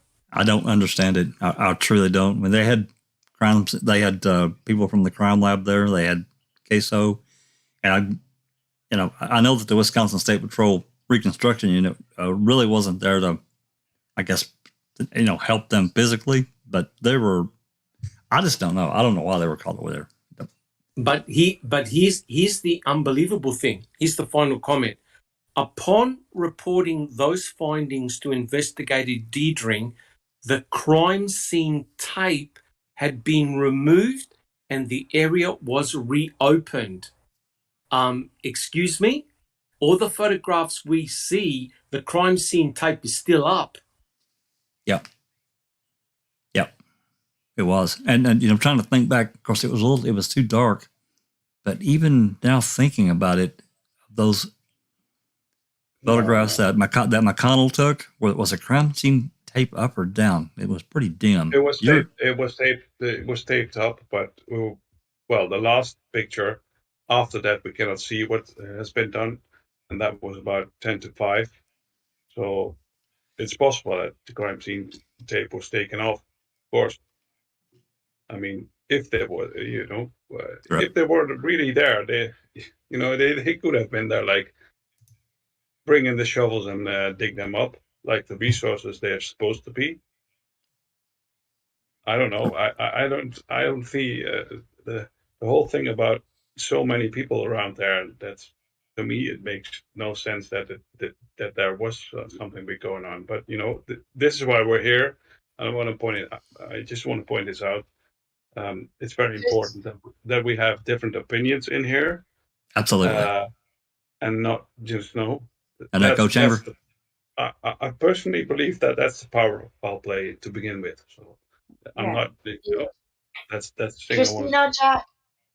Well, yep. Is that Alice?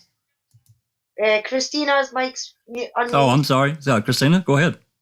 No, I was just waiting my turn. Oh, I'm sorry. I didn't mean to run by you.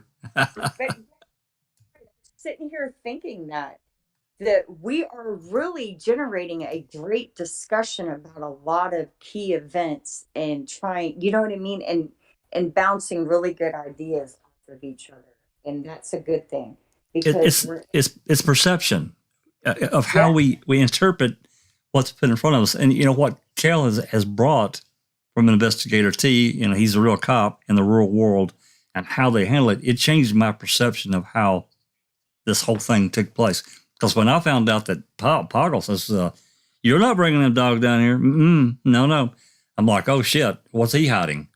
And that's not right. That's incorrect thinking, and I want to alter that and keep us honest. And I think this is a differing opinion.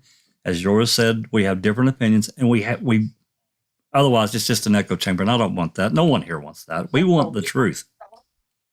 We want to solve it. That's right. I agree. Doing any of this is to figure out what happened to Teresa Bola. That's right. I mean, getting the guys out is a bonus because they're innocent and they had nothing to do with it. But what if I have an idea. What if what is the description of this disturbed earth? Was it freshly disturbed? Was it a mound of dirt? What, like, how was this presented? We found some disturbed earth, and that's all that.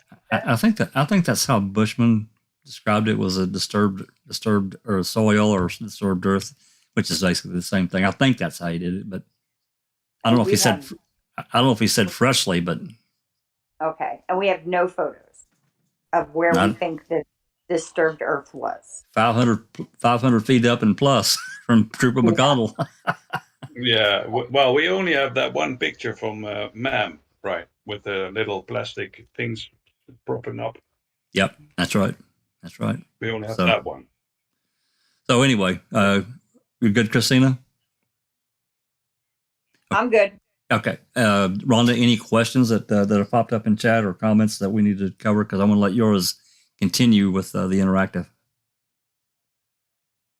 No, I think we're good. Okay. All right. All right. Let's get back over here to the interactive map. What do you want to do next, Joriz?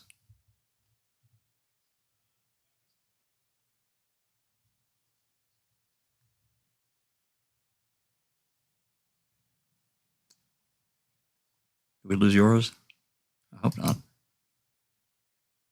Oh, he's muted. You got to unmute there, buddy. Oh, I'm sorry. I was talking to myself. God damn it.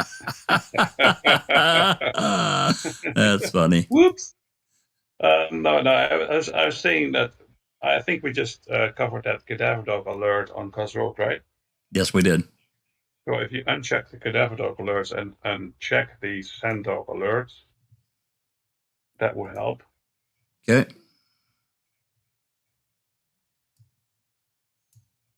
Now, I've been given hints because this is a bit of a spaghetti, you know. If you look at this, I can uncheck one track and check the other one.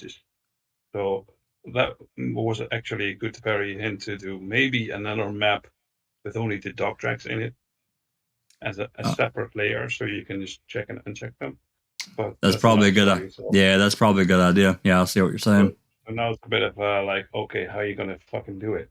Sorry, excuse my French. Well, what you could do is make like track dog header 1, header 2, and then have each.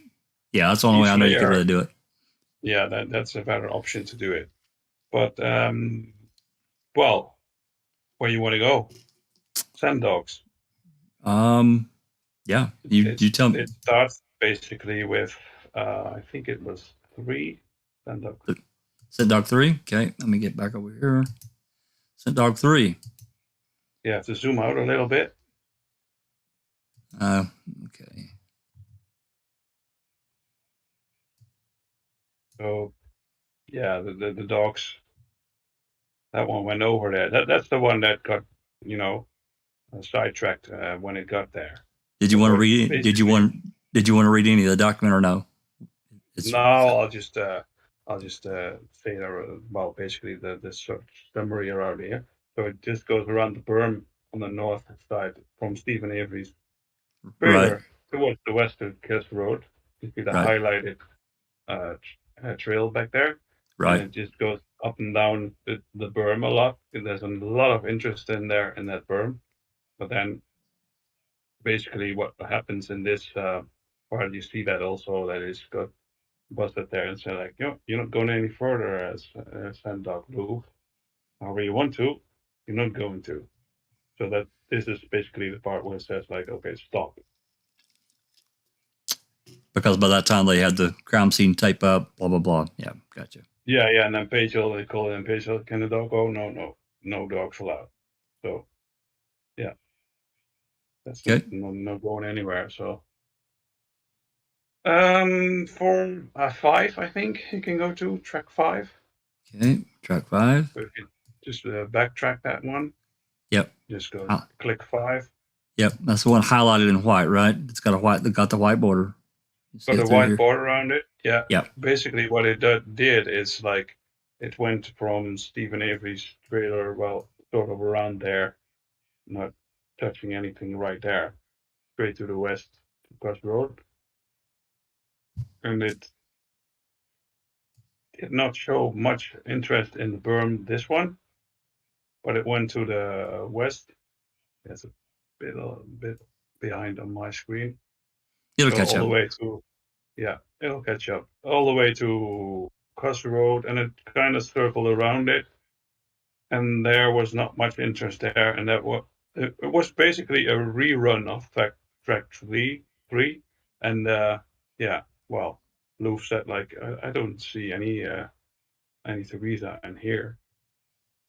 Although it did went around it, and it went to that residence to the left. Which is also very interesting. Why it went all the way up there, and then to the forest, and then back to the burial site. But it didn't show any intrinsic. It did show the scent of Teresa in this one. Is this a scent dog or a cadaver dog? It's Lou, the scent dog. It's scent dog. So they're sending. They're tracking Teresa's scent at this point. Yeah. Yep. Yeah. And then you have, I think it's 6. Yeah, I think it's 6.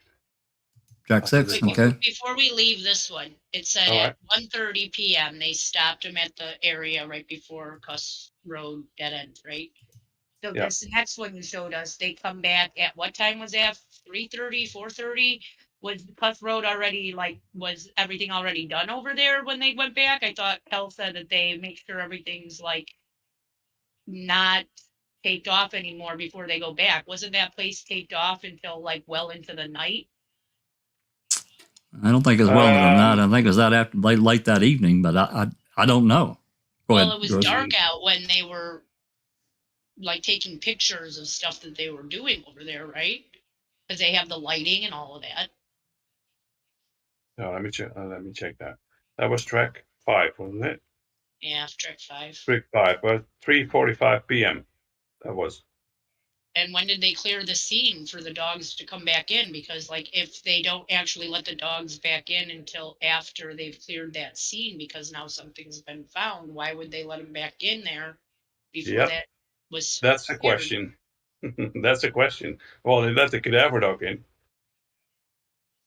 That's another one. So the recheck of the cadaver dog was also there, but the track 5 was at 3:45 p.m. So also interesting here. I noticed this was witnessed by Deputy Rick Reimer. That guy's everywhere. Yeah. All right, let's get back over here. What that was track 3, by the way, not track 5. We hadn't got track 5 track yet. 3 and track 5 was a rerun of track 3.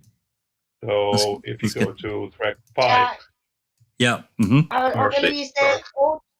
O-Dog 123 says no scent dog track goes the direction the state said the RAV went to get to its resting spot by Chuck's house.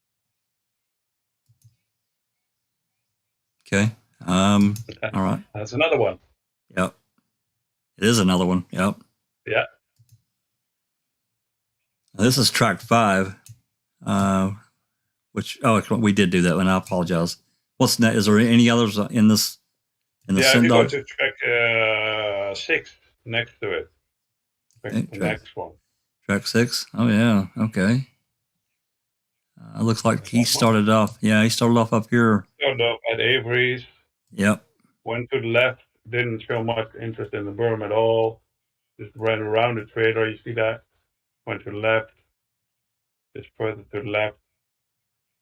Didn't show any interest in. But all I have to say, this is the 8th, right? This is the next day after all Kuss Rd activity happened. So just to be clear, so yes, the dog just went straight into the deer camp area, following that dirt road you see down south.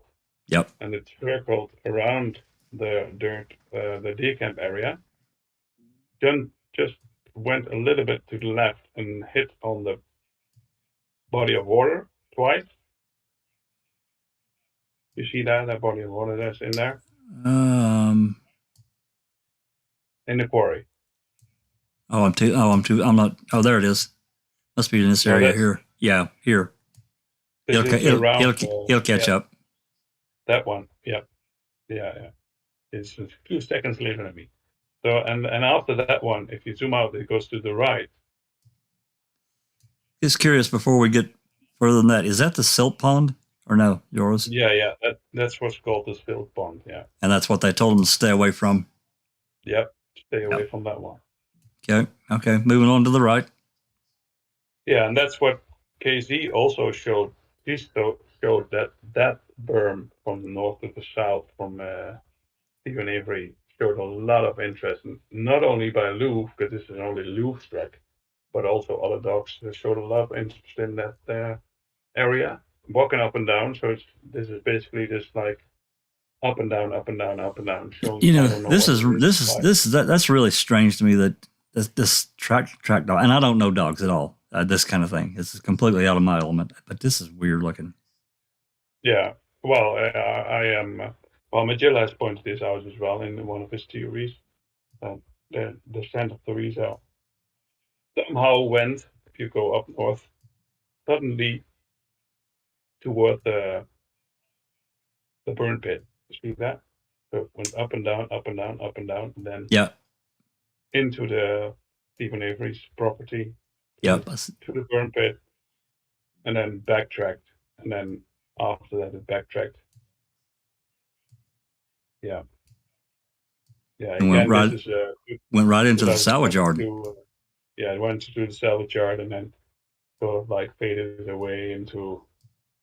Well, you can zoom out and you can see where it goes to. I have a question. How would you say that's about 8 feet south of the burn pit?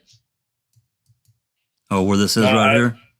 Yeah, I where it goes kind of into his yard, that yellow line. Yeah, well, I have to be honest that this I tracked with dots, kind of like doing the same thing as the tracks that were on paper. Basically, he had to try to retrace what he saw in it. And it's really hard. I can tell you that. Yeah, that had to be a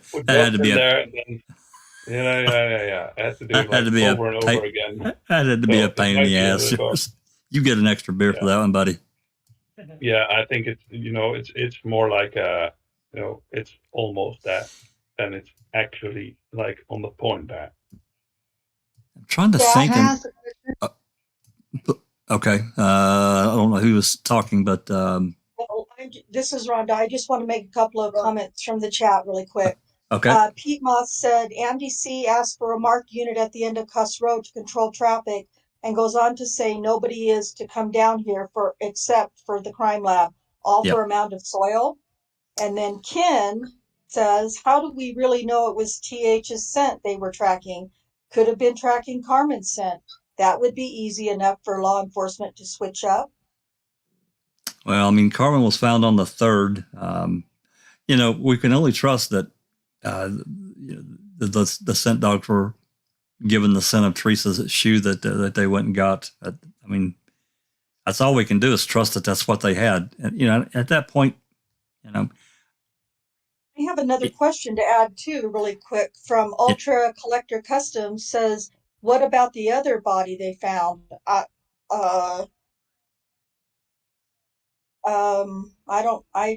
guess I'm not familiar with another body that was found.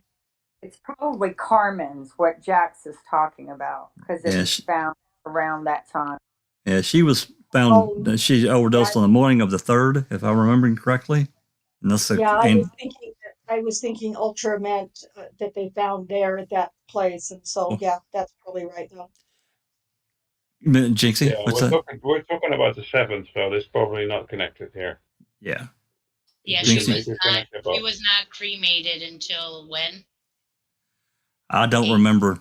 Her actual open casket funeral was the 8th, so just so you know, for Carmen. But anyway, the shoe, the fucking shoe. Where is the ledger? Where is somebody writing a report about going to Teresa's and getting a shoe? All of a sudden, Loof's little, or whatever it is, it's the dog track people are saying they get this shoe from Pagel that they use to track Teresa's scent. But there is no mention of this shoe by Pagel in any report or any of the queso or anything. I don't see any ledgers for this shoe. Where the fuck is this shoe now? Jinx, you need to ORR that one. Go ahead. Let's start writing when we get done here. You need to ORR.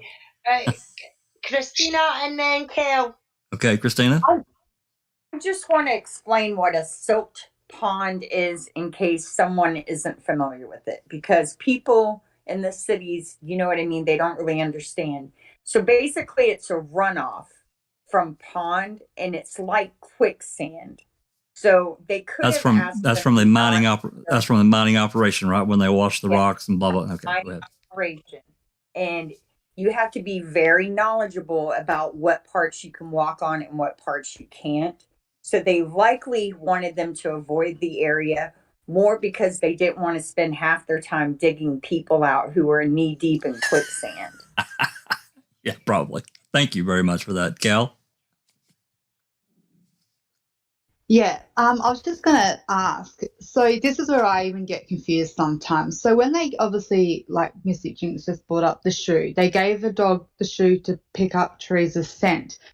Has it ever been defined, like, how they work out what scent? Like, is it where she was in a car or whether it was her bones being moved around? Like, I just ask that because the one thing that I find really strange is you see all these patterns where her car could have gone and where everything could have been moved, but the one thing you don't see and they never hit on is her coming up the Avery salvage yard or leaving the Avery salvage yard. That's right. So I just kind of wanted to see whether you guys knew about that little grey area of it, because I've always thought, like, I see all these patterns of her scent being picked up all these areas, but where's her scent on the Avery salvage yard road coming in and out? It's not there. No. And you'd think that the dogs would have been pulled there immediately, because that was, we know for a fact that she came down that road, fact, and in Stephen's version she left. So I just want to see if anyone can, like, even help me understand that, because that's something that I've always been curious about, if it's ever been addressed. That is, not to my knowledge, it has not. And as far as I know, they brought. Oh, please go ahead, Doc. Well, I mean, let's think about this, right? Teresa Hallbuck definitely would have been coming down Avery Road to go and photograph the van. But the issue is that Teresa Hallbuck would have been inside her vehicle. So hence, if there's any potential scent, then potentially that could have been contained within her vehicle. What concerns me is the mere fact that the dogs are spending any time off the Avery salvage yard at all. Now, I would say that someone's scent will be strongest if they're out in the open and their body is moving, or part of their body is moving out in the open, leaving scent, basically traces of their scent behind. I would say that the scent itself, body scent, will probably be weakest within a vehicle. The mere factor that the dogs are showing any hits or activity off the Avery salvage site, to me, is extremely worrisome. And unfortunately, during Stephen Avery's trial, not enough was made of these dog tracks. Oh, no. Stayed away completely from it. And it was a huge mistake. Huge mistake. Can I counteract something with that, though? Please. Out of fairness? Please. I get Silkman's right, but the thing that you have to take the variable of that is her scent could be also being picked up and carried by other elements like wildlife, by wind, by, if it rained and things got washed. So that's the other element. Or a clumsy cop, right? Somebody that it didn't... Or a clumsy cop. But the thing is, it doesn't necessarily mean her scent is in all these different locations. Things have variables to it where it could be other reasons why her scent is traveling. And I did do, in one of my experiments, I covered a Kuss Rd scenario, and I wanted to see what elements I would be up against out in the openness and with soil and wildlife. And I was quite not shocked, but I was just really interested in what I saw was happening within the first 15 minutes. But again, I just think that it doesn't necessarily mean that all these points as her body had been there. There's all other elements that could have sent her scent in all those other areas. There could be a primary location, and then, heaven forbid, an animal wildlife has come and found remains, picked it up and carried it, and then you're finding a scent trail elsewhere because of it. Just little things like that. That goes back to contamination that we all learned about. Exactly, a year and a half ago. Whenever these guys that really, Jalop, he studied about it. He's really smart. But Jeff and Zoe, he talked about it as well. It's crazy the scent these dogs can pick up. Doc? Oh, well, and I reckon that's an excellent point. There's just 2 points I want to make here. What you don't find are any dog tracks which go from Stephen Avery's garage past Dolores's home and past Chucky's home, past the crusher and to where the RAV4 is located. That's the exact location that Brendan Dassey said they drove the RAV4. There's a lack of dog tracks in that particular area. However, there are dog tracks that lead from the quarry area to where the RAV4 was found. And that's exactly what Fassbender threw at Stephen Avery on November the 9th. He even said to him, we know how the RAV got there because they followed the dog tracks. Now, my final point is this. I understand what Kelly's saying about potential contamination. I agree. So hence, any hits done by a scent and a cadaver dog at the same spot, I would regard as a hot spot, right? Because now you've got two different type of dogs, one that follows scent and the other one that follows decay of human tissues.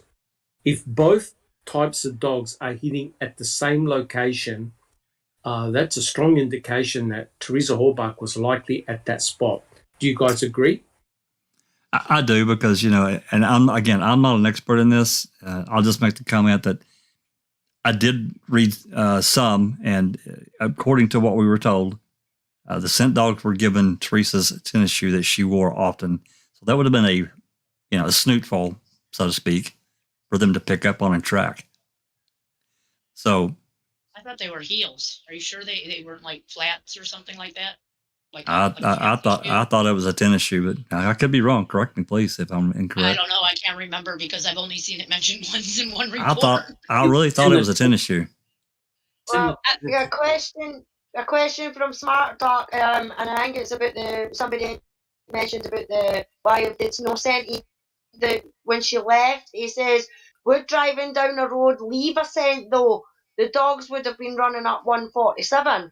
Well, Doc addressed that. If she had her window down, maybe, she could have left scent behind. But if she was enclosed, she had the window up, it was cold, chilly, whatever, and she didn't have the window down, it could have been completely contained within the RAV.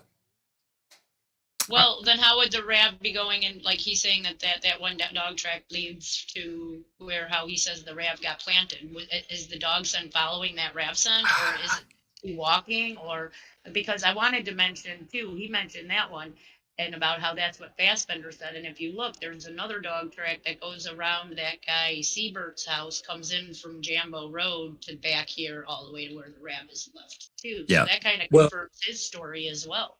That it came in through that road. Well, what you now have, if you're following the narrative, you now have blood, right? You've now got blood of Teresa Horbach in that vehicle, and potentially the amount of blood could emanate a scent and also would be an attraction for the cadaver dogs. When Teresa Horbach obviously drove into the Avery salvage yard, she was alive and well, and she was within her vehicle. And don't forget, there was also blood on the outside of the RAV4 as well with A23. So Lord knows what type of scent was on that vehicle that, as a result of being rained upon, was lost. So, I understand that the dog tracks, you've got to look at them with caution.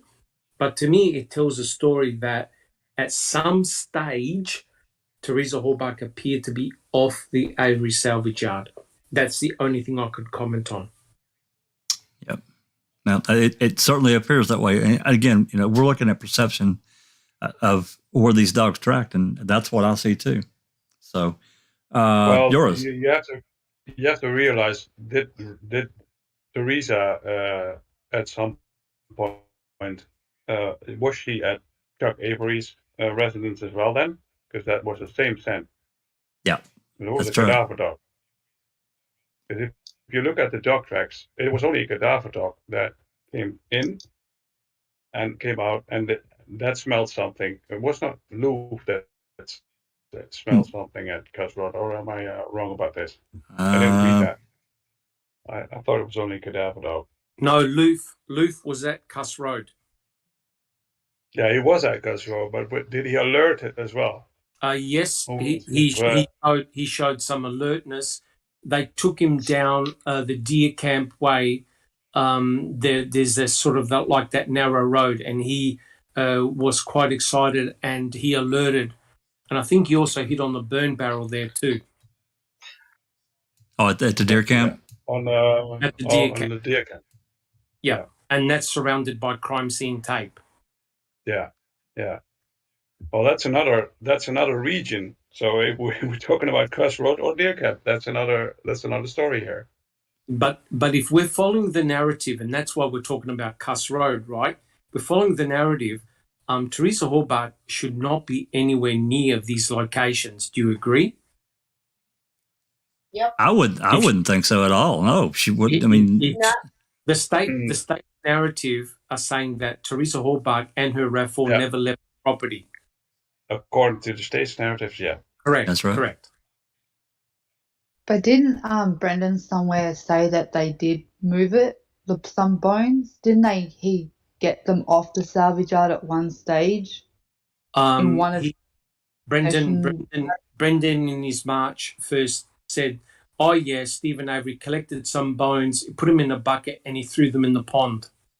And he also dug up the burn pit, 2 feet in his burn pit, and buried the bones, right? And obviously they totally removed the burn pit. They found no cremains. So it doesn't make any sense for Stephen to now start throwing bones in a pond and leave the majority of them behind in his own burn pit. So I would dare say that Brendan guessed or made it up. And the pond he's referring to, is he talking about the silt pond that's next to Avery's, or that little pond that was by where the RAV was found? I think around not where really off the property, just at the back. Yeah, I think around where the pit was. Yeah. And don't forget, a lot of that information got put on the news as well about finding bones here, there, and everywhere. Yeah. So Brendan could have easily just relayed what he heard. Jamie Hart says, my personal opinion is if she was killed there, the scent dog pattern would be much smaller and stronger. Killed on Kuss Rd or on the Avery salvage yard? On the property, I think he's meaning if she was killed on Avery salvage yard, you wouldn't have all these dog tracks all over the bloody place. They would be on the salvage yard. You know what I mean? And I completely agree with that, Jamie. Yeah, but that's this whole case altogether. There's just too many fucking questions that pop up. There isn't a proper answer that you can give. We'll cover more of it probably next week. I'd like to drag the quarry into this whole quagmire. There's a call from Sippel on the 9th, and yours and I have had many conversations about this as well, where he's reporting, finding all these 2-gallon buckets full of bones. When he needs more people to come help search, they need to do a finer search instead of these broad areas. But then he goes on to make up this fantastical story that there's no way that he can possibly support. It says that, Avery killed her, and then, he brought parts over here to the quarry and left some behind, or whatever the hell he said. It was just complete nonsense. But then it's even worse. He writes a report on the 10th. Isn't that the report he lied, yours? I'm sure it is. Yeah, he lied on his 9th report. He didn't write one on the 9th. He wrote one on the 10th. Yeah, he wrote one on the 9th, but he used things that happened on the 7th for it. Okay, that's what I'm thinking of. There's two people trespassing there, and that happened on the 7th. It's crazy because he had nothing else to add to it because he was on he was in the quarry on the 9th. Right. From any time on. Yeah, it's crazy. Rhonda? Kent 3334 says bus driver did see Teresa Halbach taking photos at the end of Avery Road, but no scent. She was sure enough to go to Avery salvage yard and report it. Law enforcement said she was not sure of what day, but had to be the 31st. Just a thought. The bus driver, I don't know about you guys, and no offense to Ken at all. I don't mean this. I think she's got her days mixed up. She definitely got her days mixed up. Yeah. I did a whole presentation on the bus driver, and essentially the bus driver did see a female photographer, but it wasn't down where the van was. If you stand where the boys were let off at the bus stop and look down the gravel road, there is no humanly way possible you can see anyone taking photographs of a van from that distance. It's too far. It's over 300 meters. No, and there was also angle in it with where trees blocked the view, so he could never have seen that from the view. Correct. Yeah, I can kind of zoom in here on this area here from, way down here, and then you have to go all the way down the road here. There's just correct. It's over 300 meters, and she did see a photographer, but it wasn't on the 31st. And the Avery salvage yard used to put vehicles near the bus stop for sale. So she had seen a female photographer on another day and another occasion taking pictures, and Ken Kratz was aware of it. He knew that it wasn't on the 31st. Yet it was critical because Brendan Dassey then changed his recollections to say, yes, he did see Teresa that day. Okay, Joriz, anything else you want to on the interactive that you want to do? Show track the scent dogs. No. Go ahead. We're good. I Yep. mean, this is a great. I mean, I love this interactive map. It's got so much stuff, and then and he can, and Joriz can add to it if he wishes. If there's other things that of interest that to help people research, it's such a great tool. Okay, well, if we're done with basically the map, I'm going to get that turned off. But talking about the dogs, there's such a perception. Hopefully, we've corrected some of that perception that by Pagel saying nope, dogs can't come down here. She's cleared that up. They didn't want anything interfering and contaminating that area. I get that. The problems come in as to when that was actually cleared. There are other questions that I don't know that we'll ever get an answer to when they actually took the crime scene tape down and all that. So we'll see. We'll see how that works out.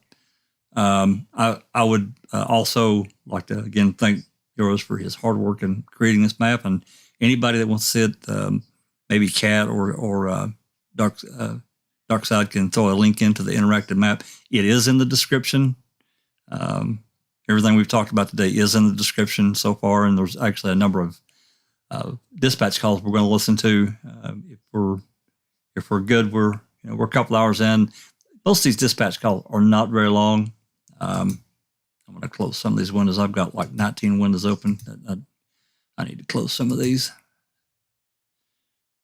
Yeah, I'm going to leave that, and then we'll listen to that one. So,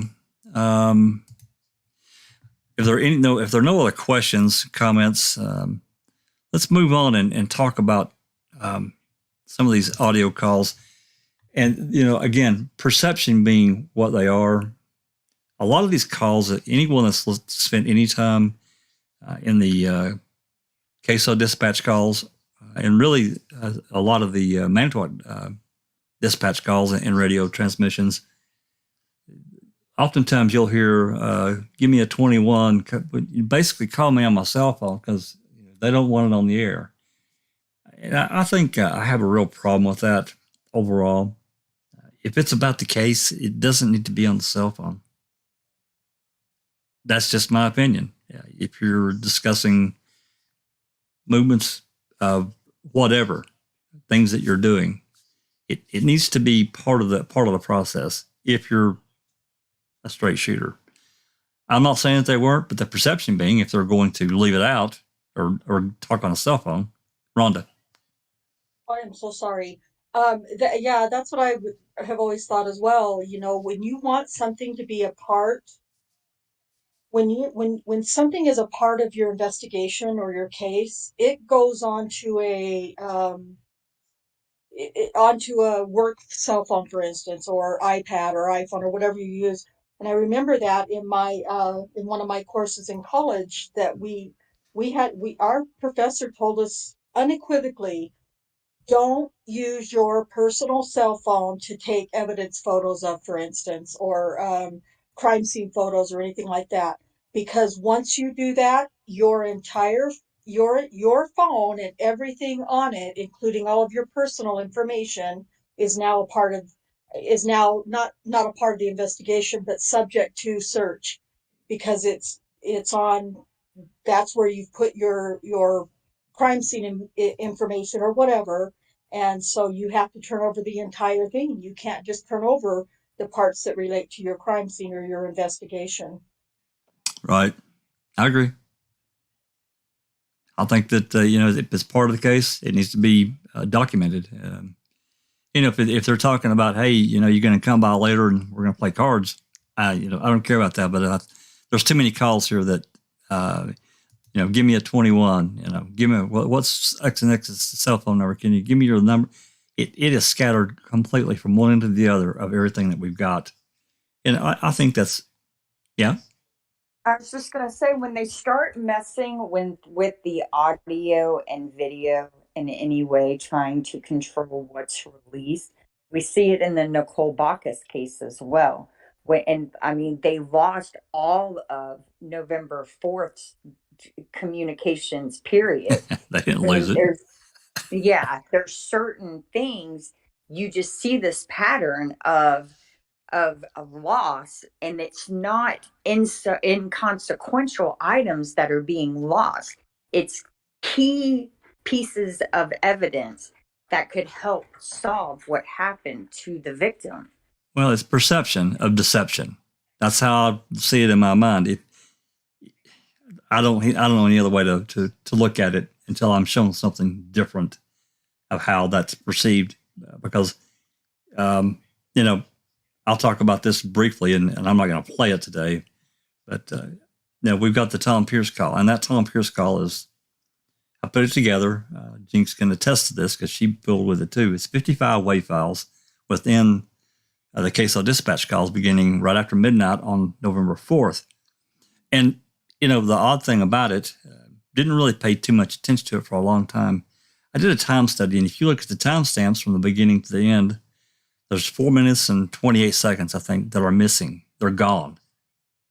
So, wow, that many? You finally put it together. How many are missing? 4 minutes. 4 minutes and 20 seconds? 28 seconds. Something like, something like that. 4 minutes and 28 seconds. Something, I can't remember exactly. It's in a tweet. I put it in a tweet a couple months ago when I did that.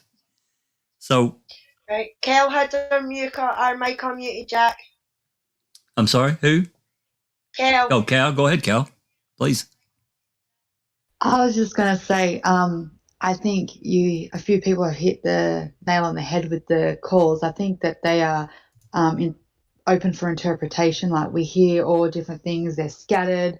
You try to bring it all together. I've always said, I don't think it's what we hear. It's what we don't. And I just don't see,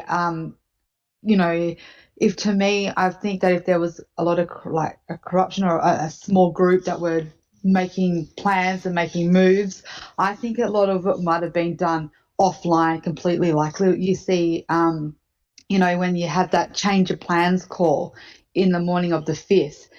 I wouldn't, they just say change of plans. Now, I assume that the change of plans could have been from a meeting or somewhere that wasn't recorded on a call for them to have these new thoughts come into play.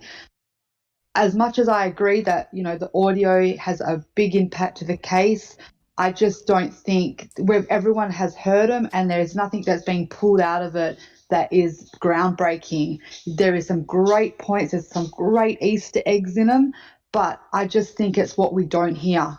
And if they're going to be doing these secret squirrels things, it's not going to be on recorded lines, my personal opinion. Someone made a comment, my apologies, I didn't look, I just read the comment, and they made a good point.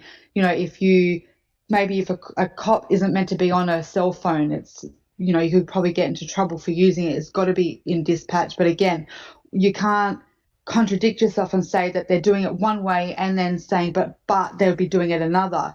If they're going to keep it all hush hush, they're going to break the rules, and they're going to do it by cell. That's pretty much all I wanted. Well, I get what you're saying. And honestly, probably the bulk of this, give me a call is not deception. It's there's nothing nefarious. But it's that perception of how we say, oh, well, you're going to use your cell phone. Why don't you just say it on the radio? And it could be terrible reception. Some of these, you can hear it in these radio transmissions. Some of them are terrible. They're absolutely god awful. And I'm sure, the recording that we've got are probably worse than what they heard. But there's no doubt, because you can hear it. Sometimes they'll say, you're breaking up. They'll be in an area where they don't have a good signal. So I think that, it could have been the cell phone say, hey, meet me over here, blah, blah, blah. It's hard to say. It's just that perception of it for me, Cal. That's the worst part. So anyway, Rhonda, any other comments before we move on? Well, just my own. Please.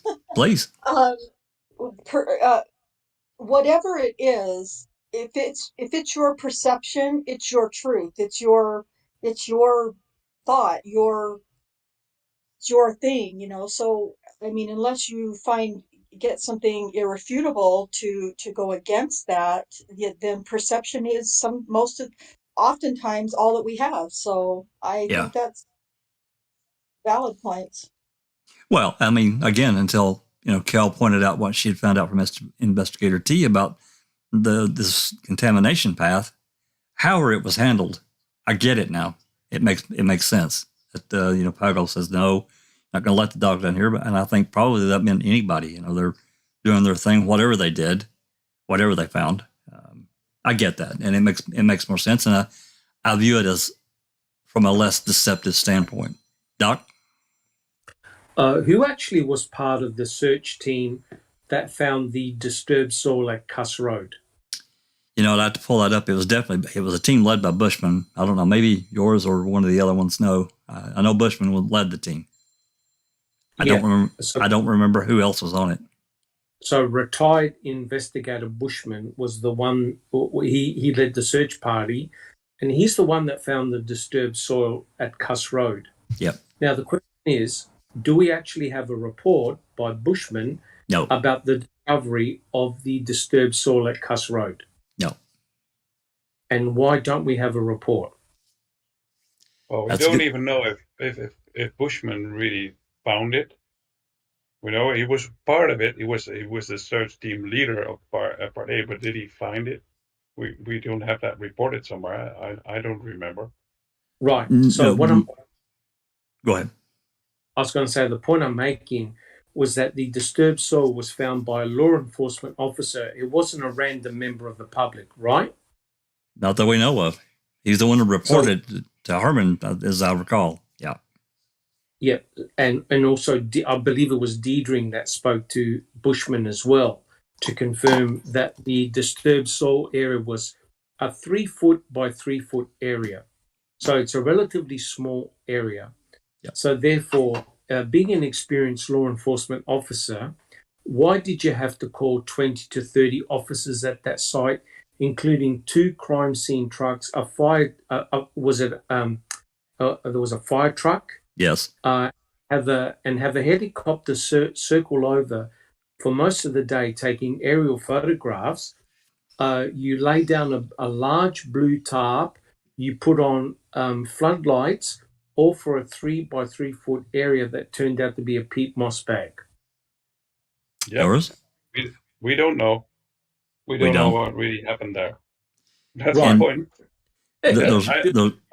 There's one more element here that, you know, we talked about the dogs, and yours and I, when we were doing these calls, these specific calls, we ran across some talking about Eagle 3, and Eagle 3 is the Great Lakes Search and Rescue helicopter. That helicopter was also helping to do search from the ground, people. Yeah, we don't have a report from him either. Right. Have you ever heard of a helicopter circling over a potential crime scene area for most of the day, taking aerial photographs, all because of a 3 by 3 foot disturbed piece of dirt? And then they said there was nothing there. No, well, actually, it was taken photographs of all of Avery salvage yards as well. So we have to be. It has to be around that as well. True, but there were a lot of pictures of the activity at Kuss Rd. Oh yeah. Now, if there was a complaint, especially by Tom Fassbender, who said we were short on staff, what the hell is the majority of the search and rescue team and officers and detectives, and in actual fact, Fassbender himself, what's he doing at Kuss Rd? That is the question.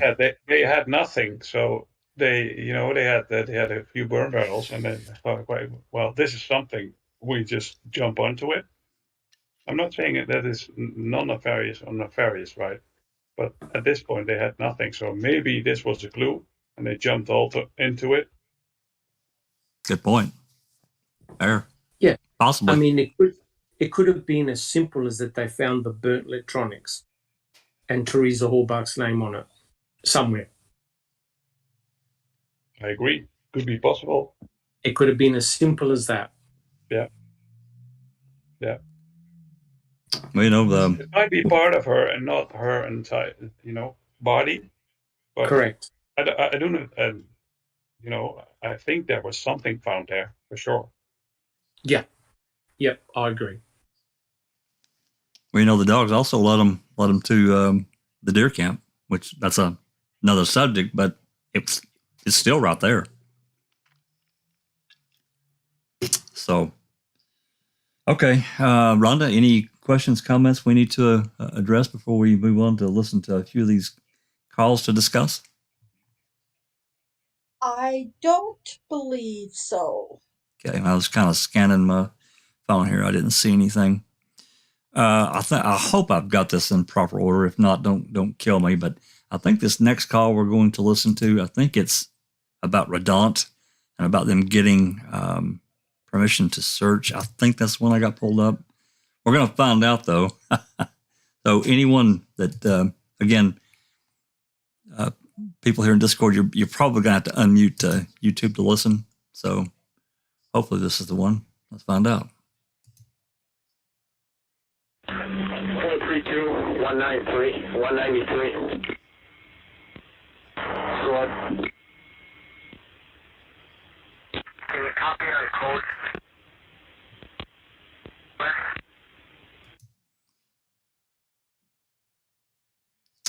I apologize. I think this is the call about Colburn getting requested, or Manitowoc officer getting requested down to Kuss Rd.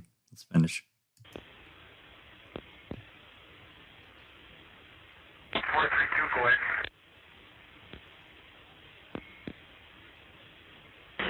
105, 402, you get 22. 10-4. 193, can you copy on code?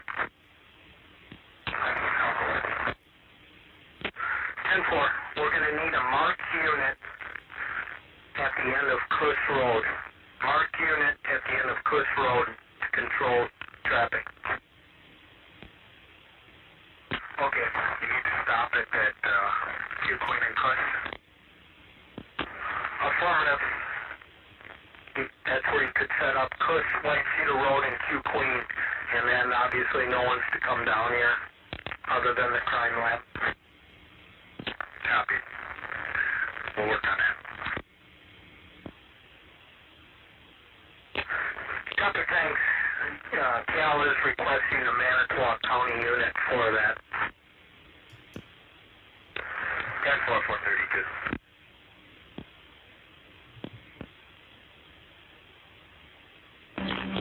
402, what was your 20? 30. Okay, 22. You can just, 22 on coming out here. No problem. 10-4. 405 dispatch, 229 check.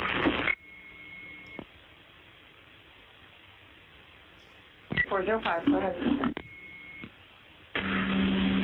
Both are going to be males.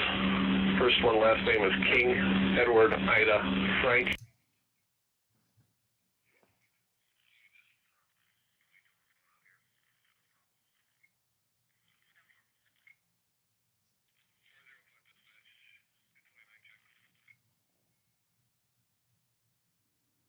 Okay, I'll stop it there. That's where they get into. They found a couple of young boys in that region, and actually from Brillion. So we don't need to go into that any further. That's basically though they're calling for a marked unit to block the traffic at Kuss Road, keep anyone from coming in. Now, unfortunately, this is Manitowoc NTSO dispatch. We do not have an exact timestamp. There's nothing we can do about that. This is the way that when Rookie Open Record requested these calls, this is the way that they came in. So this is track 20 on the November 7th. It's in our playlist. So anyway, it's linked. Comments, questions before I move on to this next call. Now I tried to kind of put these in somewhat of a fashion around Kuss Road and what was going on. Yeah, I just want to make a quick comment, JJX. We were missing crime scene logs from this location because there are more pages in there. We have the pages from Q Fisherville Road, when the other side was blocked off, but not this one. So I'm really curious to see some more Kuss Road crime scene logs. Have those been requested, or do you know? Yeah, well, I've requested them one point, but they got denied. Well, of course. Of course. Put some pitbull terriers on there. Can I just ask a question? Please. Do we know when the crime scene unit showed up at Kuss Road? I'm not sure. If it's documented, Doc, I just don't remember. Okay. The reason why I asked that is that Tyson, Lenk, and Colburn were called to Kuss Road at 10:58 in the morning, right? Yes, in the morning. That's right. They were also called back to Kuss Road at 3:08 p.m. Right? That's right. So they went to Kuss Road once. They came back to the Avery salvage yard. They got called back out to Kuss Road at 3:08 p.m. And according to a report, Bushman that involved Bushman, they said that the crime lab had cleared the area at 4:51 p.m. Now, how can that be? How can the crime lab clear the area at 4:51 p.m. if Tyson, Lenk, and Colburn went to help the crime lab at 3:08? Can't answer that one, Doc. There is a weird missing time here. How long does it take a crime lab to determine that a 3 foot by 3 foot area of dirt is non-nefarious and is not a burial site? I can't answer that. Yours, you got anything, man? I can't answer it. No. Yeah, well, if they're gonna ground search around it or whatever, when it takes on longer. But I don't know. I don't know any other explanation about that. So No. that means, guys, that 4 hours went between the first time those guys got called out to the second time they got called out. So that means that 4 hours went by and no one was able to determine that a 3 foot by 3 foot area of land was non-nefarious. Well, the first time they got out, it was due to a suspicious accident, something, right? They said, Yeah. like, okay, you're cleared because of something suspicious. Yeah. I don't know what that means, because, Queso was running the scene. Maybe they said, like, okay, this is a suspicious thing going on here. AC, Colburn and Lenk just go whatever you wanted to do and come back later. Yeah. I don't know what they did the first time. That's really unclear, Yeah. But Tyson's report said that all 3 went back to help dig the area, not the crime. It took 3 of them with shovels to dig the area to help the crime lab. Yeah. Well, I've got no idea what the hell's going on. Me neither. We That's don't have the crown pictures. That's a good point, Doc. But this is this next call may play into kind of what you're talking about, but this is one that Rookie put up on the clips. There's about 100 of them, and this was just easier to find than going into our playlist. But Lenk asking volunteering his assistance back at Kuss Rd. So yeah, it says down here, remember Lenk, Colburn, and Tyson go back to Kuss Rd and tell the crime lab that there's nothing to see. So let's give this a listen. 204-209 on code. Go ahead.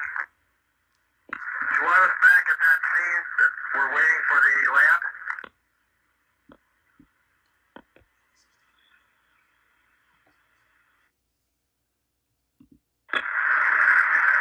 Probably just stay right where you're at, per John, and then we'll go from there. You want to repeat? You cut out. Just hang tight and grab something to eat. John said that somebody will contact you when they need you. There are hot dogs and stuff at the end of the road at Salvation Army. 10-4, thanks.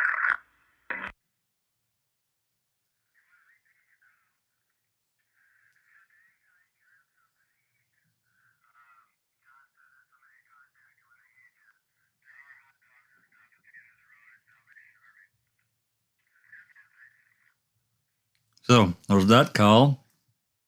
Comments? Oddity?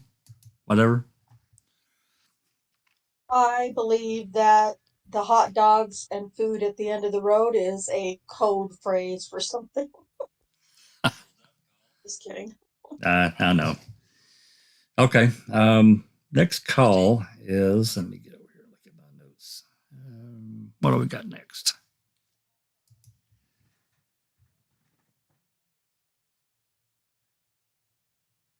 I think this next call is about the burning barrel. I've got burning barrel question mark, and that's all I wrote down, so it'll be a surprise for us all. All right, here we go. This is a Manitowoc MTSO dispatch call. 209-193. 209, you calling 193? 10-4, are we using our ambulance for anything? I'd be negative. Could you have somebody roll it down over here? 10-4.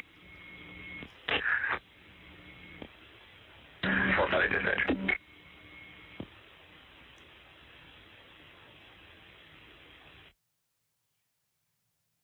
One 193-4-4.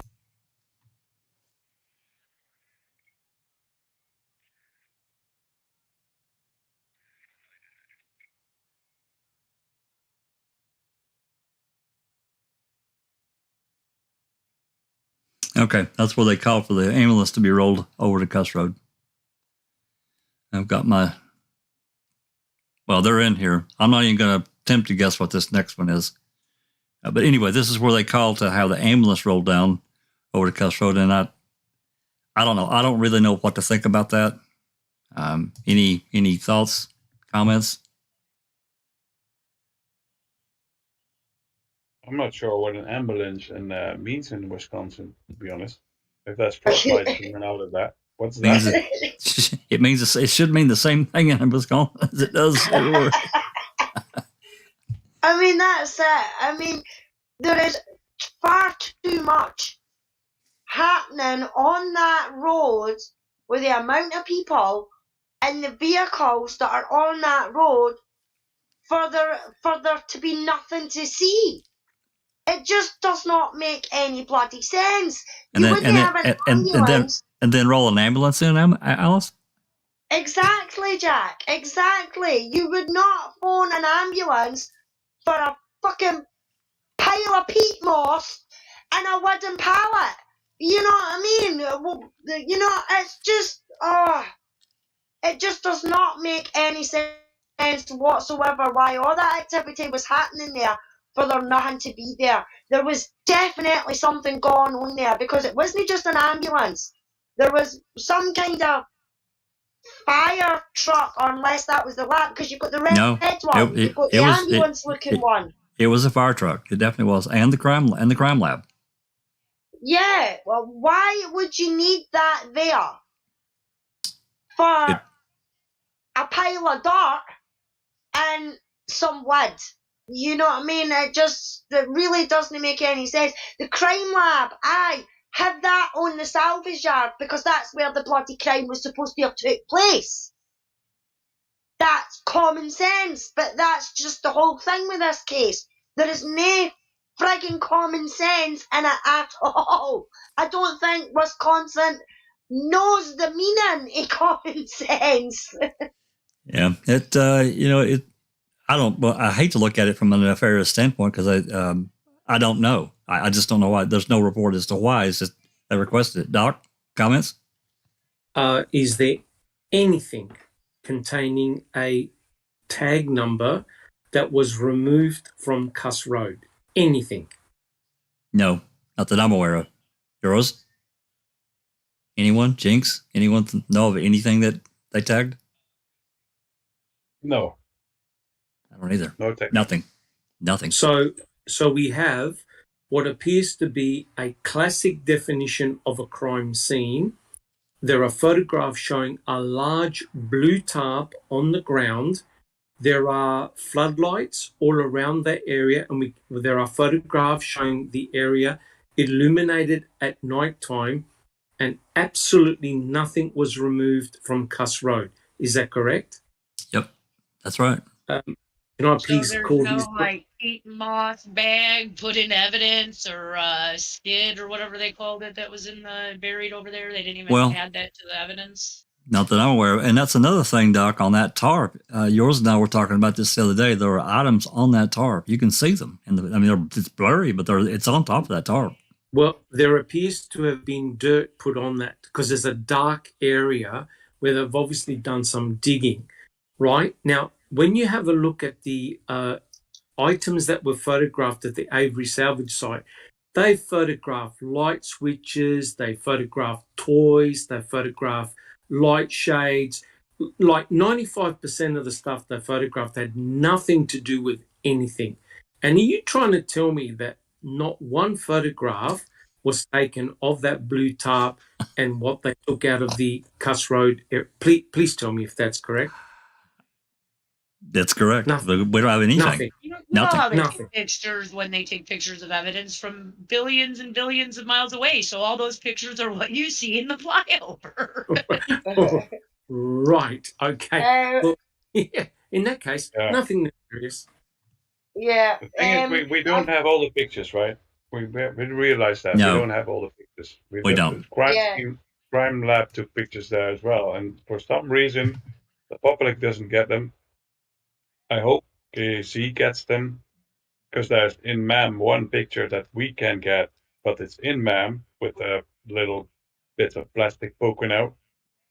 So I'm I think there's more pictures that Casey has that we don't. I'm hopeful. Yeah. Just a quick comment, Jack. I'm seeing in the chat people are going on about body cameras. There was no body cameras in 05. No. During Stephen's case, they had dash cameras in the car, but they did not have body cameras. It's only just recently that Wisconsin has been starting to get body cameras and that, and the only reason why I know that is because Linda stays there in St. Paul's, and they've just no long started using the body cameras and everything like that. So there was no body cameras being used in Wisconsin in 05. Yeah, it really wasn't too much of a thing throughout the United States at the time anyway. It was just really, I think, beginning to even make any kind of a appearance in the larger cities. So, yeah, no body cameras. Sorry. Okay. Any other comments before we move to this next one? I'm not even going to dare to think what it is because I think my notes apparently have got these jumbled up. Do they use body cams now? Because I can see Manitowoc not even wanting them now. I don't think so, Jinx. I've got this next call labeled as North Group Kuss Rd, so I don't know what that means. It caught my ear and I put it up. So let's take a quick listen. Here we go. 823, go ahead. What's your status, Gary? Has anybody walked out to you yet? No, they haven't, Kelly. 10-4. The North Group should pretty well be completed out to Kuss Rd. Shortly, you should be approach your position from the north, heading south through the quarry to the north of you there. I'm hoping those other two teams should come out in front of you from the south. Sounds like they may come out together at that point. Come on.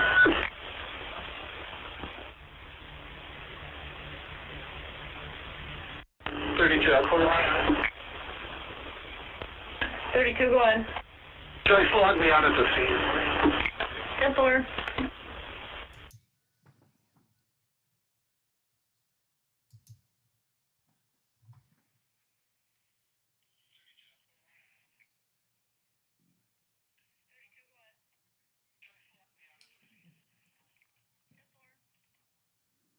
Okay, I apologize. I let that run a little long. I was checking the time on that call about the North Group. That came in. That call was at 10:49 a.m. on Channel 7, as you can see there, in the morning. And he's talking about, there's another call. I'm not sure if I captured that one or not, but there's another call talking about these groups should, when they come out, they should come out at the same time. I don't really know what that's about. That he clearly, whoever is leading this, wants them together. So that call's on the playlist too somewhere. Comments before I move to this next one? Anybody got anything? There's really nothing here, right? I guess it's associated with the search at Kuss Rd. Okay, all right. Then this last call. What have I got written down here? I did have that one correct. Yeah, this may be the one I'm talking about, and it's two calls. Staging area, staging search parties at Kuss Rd. It says 2 calls, so that's what I've got written down, and that's what I'll play. So here we go. 829 to 839.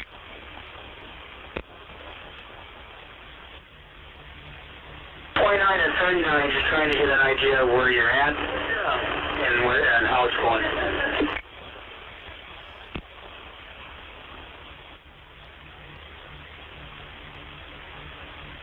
Okay, they broke off.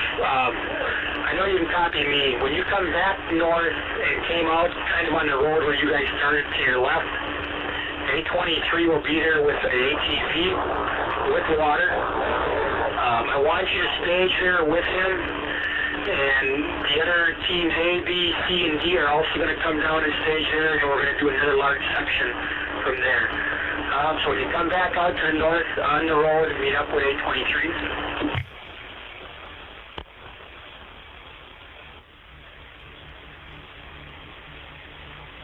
827 message.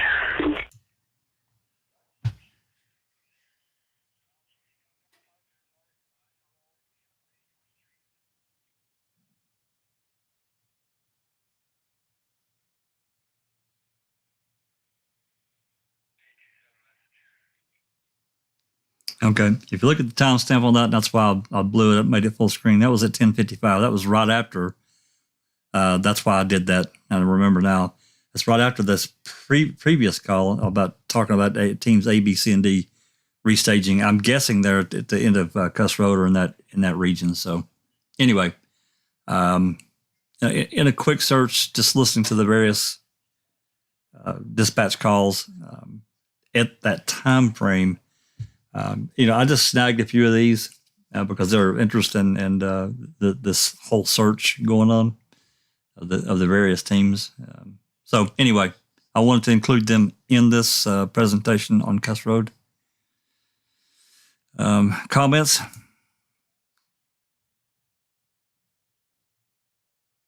No, I don't see anything. No, I don't see anything really. Okay. All right. Let's open it up for discussion because that's really pretty much the bulk of Kuss Rd. We've covered the photographs, the aerial photographs last week. We talked about those. We've talked about the dogs, the dog tracks, the scent, and cadaver dogs. We've talked about the search parties, the various radio calls, the ambulance getting rolled, Lenk and Coburn getting called over a couple of times, and some oddities that we don't quite understand, photos that we can't get our hands on for whatever reason, despite numerous open records requests that continue to be denied. While other photos we can get anytime we want, because the excuse they always use is, pending litigation coming up down the road, yada, yada, yada. I get that, but, it has this feel of something where you want to see and we can't. Hey, there's Nosy Wren. Who else has joined us in chat? I know. Nosy! Yep. And Shane Groves, hello. Hello, a couple of porn bots have joined us. But our super mods are all over it. All right. Thank you, Kat and Darkside. TJ Anderson, hello.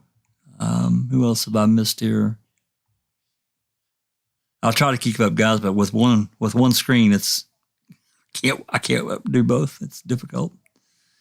Okay, well, I think that's pretty much it. Anyway, we're at 2 hours and 46 minutes. Let's get some final thoughts.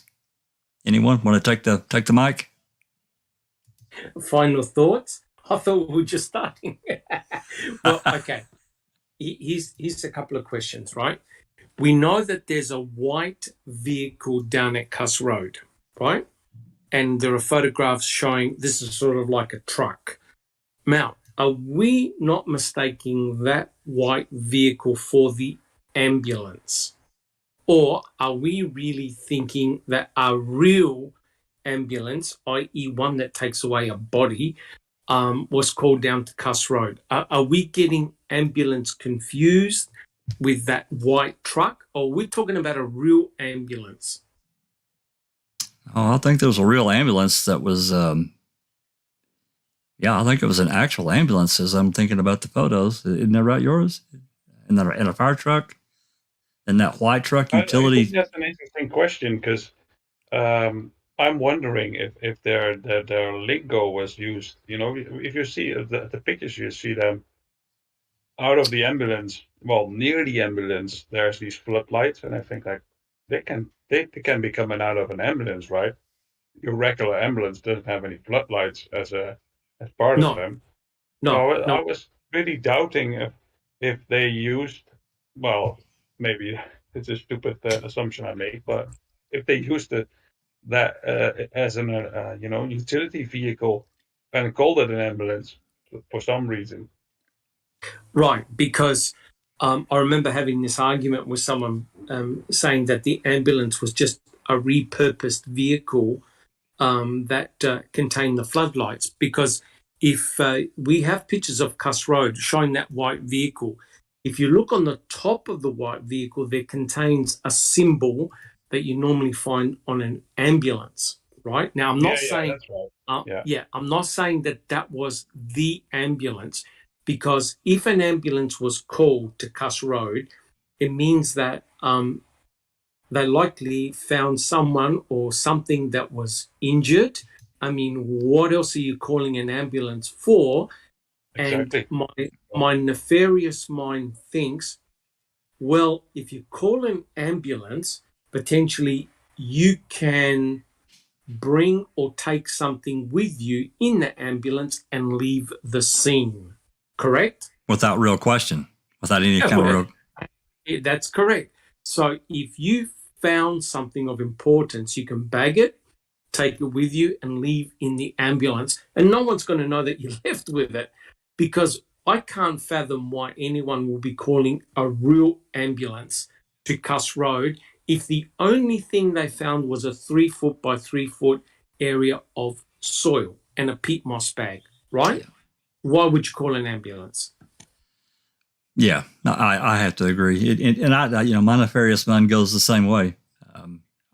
Because the thing is, the interesting thing is, you have to look at the picture and how long is this ambulance actually staying at that location then? Is it still there at the end of the day? Or is it staying there for an hour? That's what I'm wondering. If there's something to that. Unknown.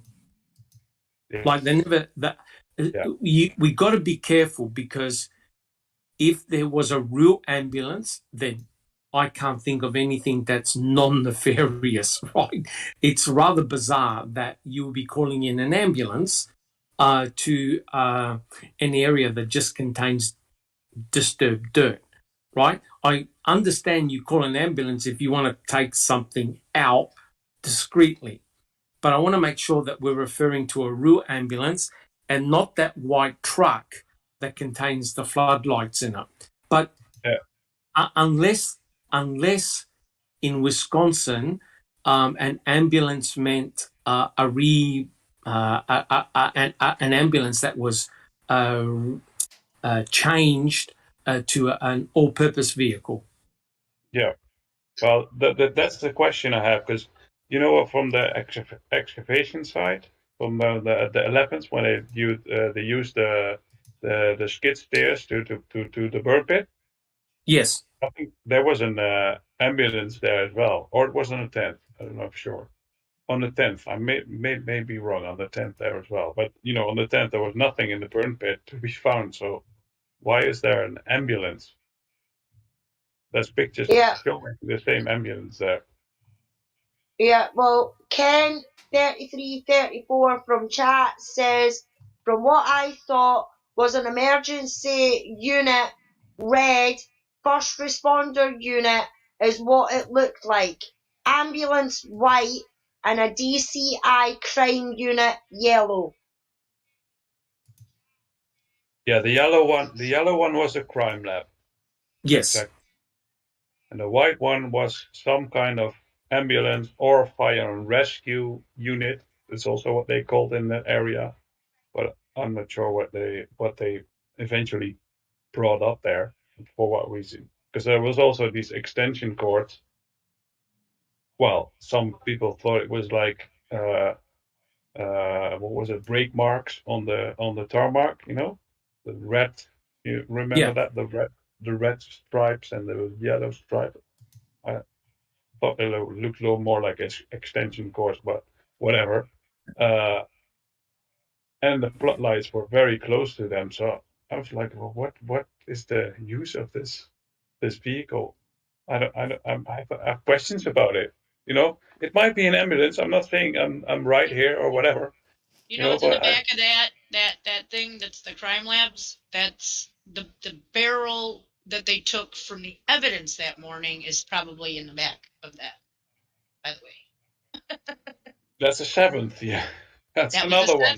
They took the barrel to go over to Kuss Rd. They put the barrel into the back of the truck and went there.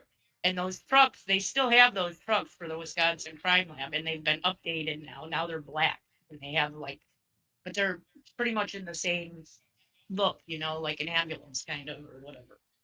Yeah, but it all goes around to what was it? What was that car back then doing there, and for what purpose? I mean, this right here looks like an ambulance that I've got on the screen right now. I actually went back and pulled up last week's photos. I mean, doesn't that look like an ambulance to you guys? It does to me.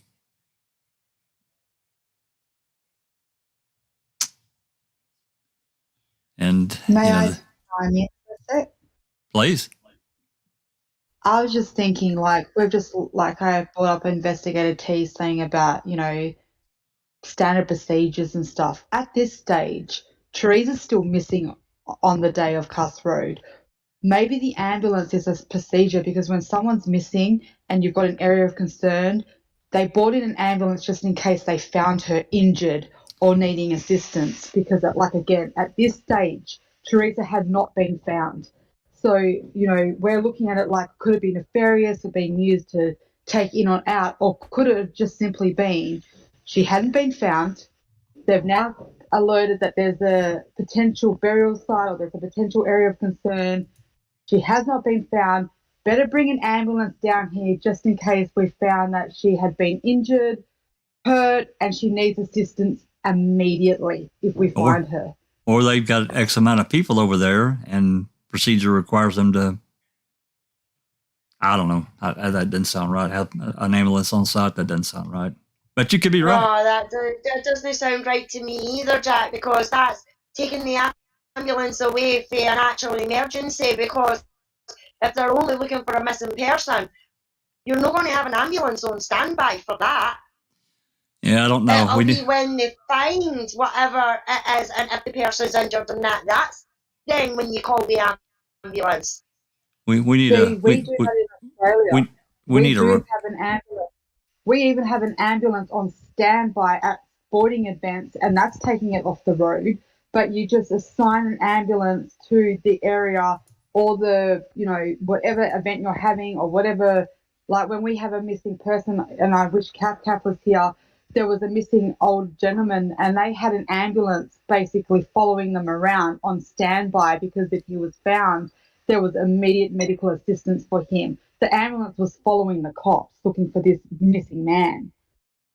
That's just procedure. Again, I'm not saying this is what happened here. I'm just saying you've got to always flip the other side of your thoughts. You can't just go, it could be used to transport things in and out, or it could be that it was assigned to them for that day because that's what they were doing that day, was searching. Well, it could have been also there could have been somebody that there was, some kind of minor thing that, instead of that person running off to the emergency room, they said, hey, you got an ambulance over there? This guy's, cut his hand or, you just never know. We don't know. Well, no, we don't. But we're going on for what Kel's just said there. Were the exact same vehicles on Avery salvage yards? There's no pictures of the exact same vehicles being on Avery salvage yard for the exact same thing. If the ambulance was on standby. If you see what I'm saying. I do. Yeah. I put a picture of the new vehicles they have for the lab. Yeah, I'm trying to pull it. I'm going to pull it up here and show everyone. Like an ambulance. Yeah.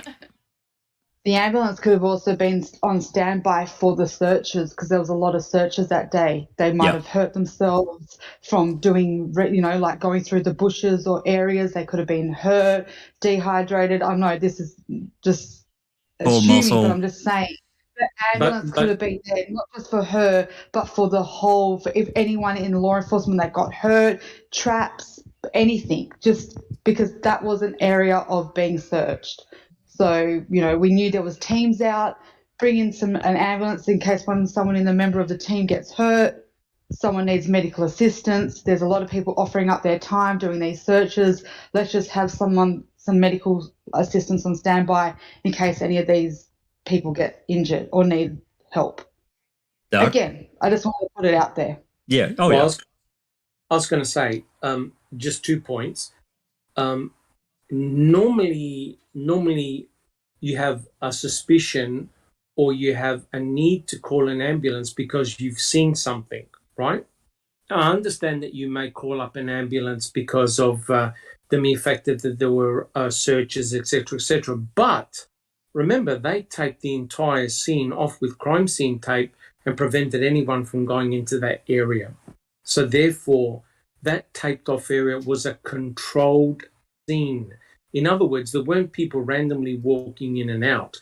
So I don't understand the sudden need for an ambulance per se. And someone mentioned in chat, these are trained officers. They're trained for standard first aid, right?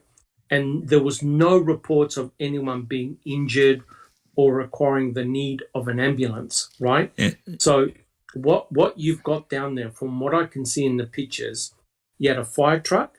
A fire truck was down there. You also had a white truck that contained the floodlights, and you also had a yellow crime scene unit there. That's a lot of resources for just a 3 foot by 3 foot area of dirt. Now, there are no reports of anything being found in that area, and there are certainly no close-up photos of anything being found linking Kuss Rd to Teresa Horbach or Stephen Avery. So that's what I'm. But then again, sorry, go ahead. No, go Joriz. No, the white truck, we are assuming that's the ambulance, right? Because we know the yellow one is the crime lab and the red truck is the fire truck. So the white one is the ambulance. Who brought in the floodlights? The floodlights are actually in the back of that white truck. Yeah, like a utility truck. If that is the function of an ambulance doesn't take floodlights in, does it? No, but you see, we got to be careful, because there could have been like a slang term when they say ambulance. It could have been a repurposed traditional ambulance that contained floodlights and other equipment for like search and rescue.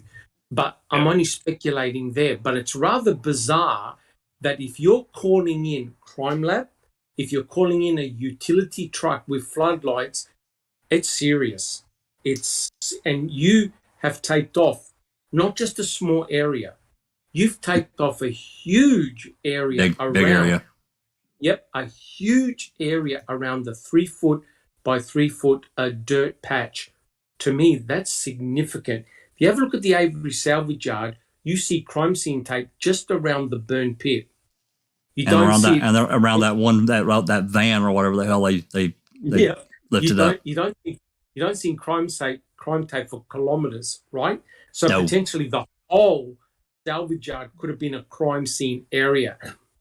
Yet at Kuss Rd, there's a copious amount of crime scene tape, right? So what I'm saying is that there's a big difference in the way both areas were treated by the law enforcement officers. Yeah, see, I don't know if that that ambulance is, because they had a number of volunteer searchers from the public. I kind of thought about, were they called down there for that? Did somebody have difficulty and they just, instead of putting it out on the air, they just said, "Hey, can an ambulance roll over here?" I get what you're saying, and my nefarious mind does go there, and it kind of lives more in that direction of like, what the hell? But I have to consider this other part. I do. So we need more information to clear it up. Yeah, it's a big bush area, so they need big amounts of tape about there. Oh my God, they had to go through rolls of crime scene tape. They went down the Deer Camp Road and back over into the trees and all around that area. I don't know. I wouldn't know where to stop if you'd have taped that area off. No, I wouldn't either. There's so much damn tape over there. It's crazy. Yeah. That's the difference. If you look at the burn pit, you just surround the burn pit, but up there, it's like, how far are you going to go? Not saying it's non-nefarious or nefarious, but I look at it from both ways. I try to. I try to too. I'm not saying what I said was right. I'm just saying, I'm just looking at the other side. And again, we're hearing one snippet of them say, "Can you please roll down an ambulance?" That's right. We weren't on the ground. We don't know all the other contexts around that other things and other activities were happening. we're only hearing a snippet of a context, but nothing to back it up. That's all we hear. And that's the way it goes with a lot of those calls, Kel. You know it. You've heard them. We get snapshots of time, and then we have to, if we don't have anything else, we build all this other stuff around it. And, we have to be, if we don't look at both sides, we're just hypocrites. I'm sorry, we are. We have to look at both sides. And I get, we don't trust a lot of these guys. I get that, but we got to be fair here to find the truth. But the other important thing is that we haven't drawn any conclusions. No. We're only That's speculating. Right. And I 100% appreciate Kelly's viewpoint, because playing devil's advocate is so crucial in something like this.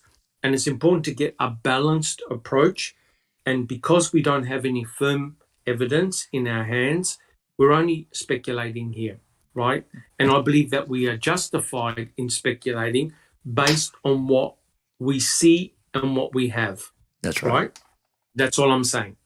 I think that, Kel's point of view, or anyone that looks at the other side of this, I'm not saying a guilt, I'm just saying the other side of keeping us straight, is having that balanced approach of saying exactly what she just said. We're looking at a very small snippet in time with very little information to go on. And I get, because of everything else, it's difficult to draw a singular conclusion, because we just can't, we don't have enough information. So, but I thought it was important to include that call.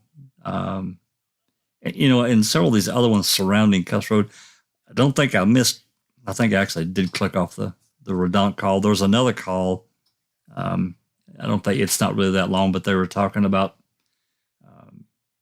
trying to find the Radant who actually runs the Radant pit, so they could get permission to search. There's actually, I think, a couple of calls surrounding that. One interesting one from Manitowoc, where the dispatch call said, "Yeah, well, he's a good guy, and this person here can call him. I'm sure we'll get permission." I wish I had pulled that one up, but it doesn't matter. You can find them; they're not hard to find. But nonetheless, all the calls, everything that we've talked about today is in the description, with exception of what I just added from Mystic Jinx, the newfangled ambulance. Anything else before we're pushing 3 hours, and I want to get us out of here with so much thanks and appreciation for everything and all the really good discussion today, both from everyone here in Discord and all the live chatters. Cal? Sorry, I was just going to say, I just want to kind of put a feeler out there. I just want to get everyone's take on it. Where do you think, let's bring it to the now. Do you think, or what do you think would be needed to be exposed, or what do you think we need in the now for Kathleen to make Kuss Rd beyond speculation but very significant? And do you think it's even possible now to do that? So that was basically my little question I wanted to put out just before we wrapped it up, because I wanted to bring it to the now and how it could help the case now involving Kuss Rd. My personal opinion, and everybody else can go after me. My personal opinion, Kel, we need a whistleblower.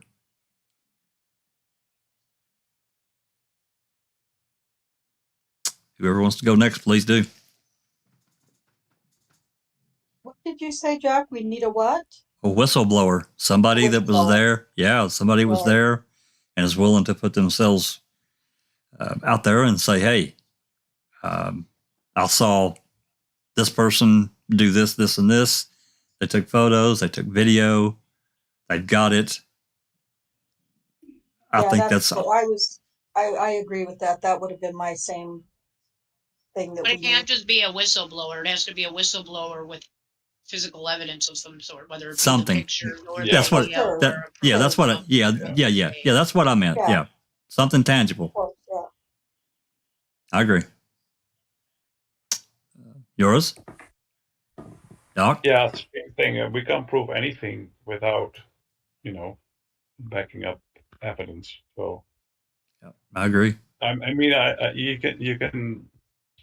think a lot of things about these pictures, and I totally agree. When you see them, like, what the fuck is going on? It's a big crime scene, but if there's nothing that can back up the story, then KZ's gonna not want to, not be able to do anything about it. Like, I think so, but again, if there's a whistleblower giving attention to it, yeah, of course, that's another ball game. Yeah. Doc? I was going to say, from an intellectual viewpoint, Kuss Rd is tantalizing. From a legal viewpoint, Kuss Rd is dead.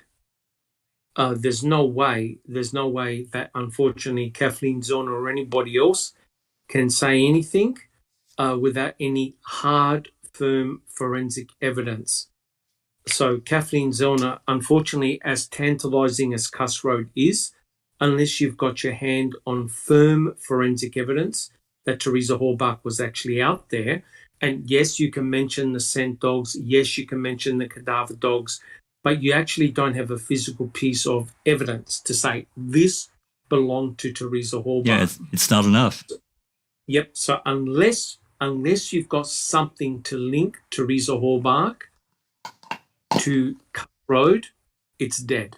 Unfortunately, as tantalizing as it is, in my opinion, they've covered it up. They've deep-sixed it perfectly. And I agree with you, unless you have a whistleblower, Kuss Rd can't go anywhere. Yeah, they got to have something in their hand, too. I mean, I think it's got to be more than just somebody that gets disgruntled at some of these other characters that were there, actors that were there. I say characters, actors that were there. If they don't have something in their hand that can back up what they're saying, it's another Thomas Sawinski statement, in my opinion. So, it's a good question, Cal. I don't know any other way to.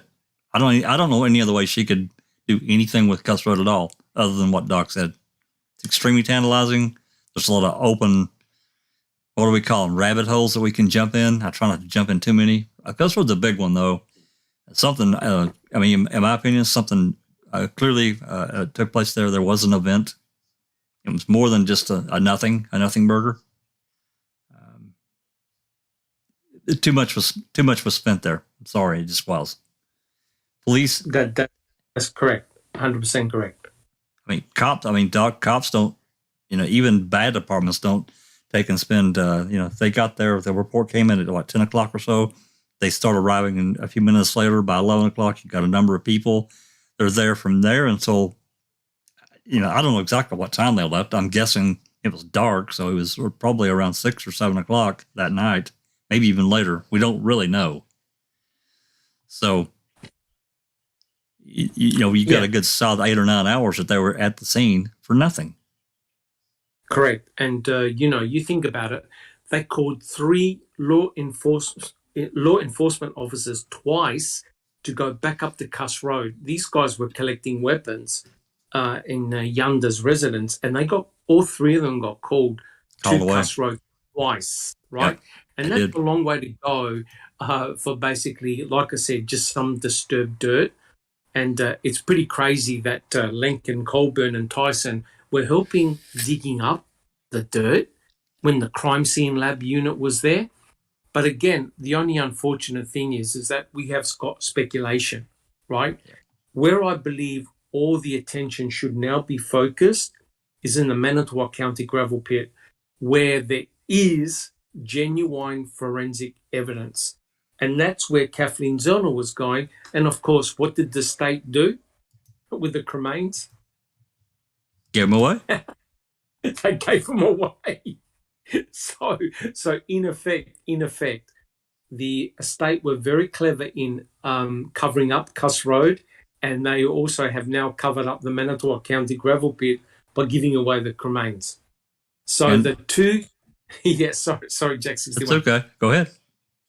I was going to say the 2 main sites of interest. One, they've covered it up, and the other one, they gave it away. And I even tried to request from the DOJ who made contact with the Halbachs, or did the Halbachs contact them? Denied. They didn't say they didn't have anything. It was just denied. Correct. What did you ask?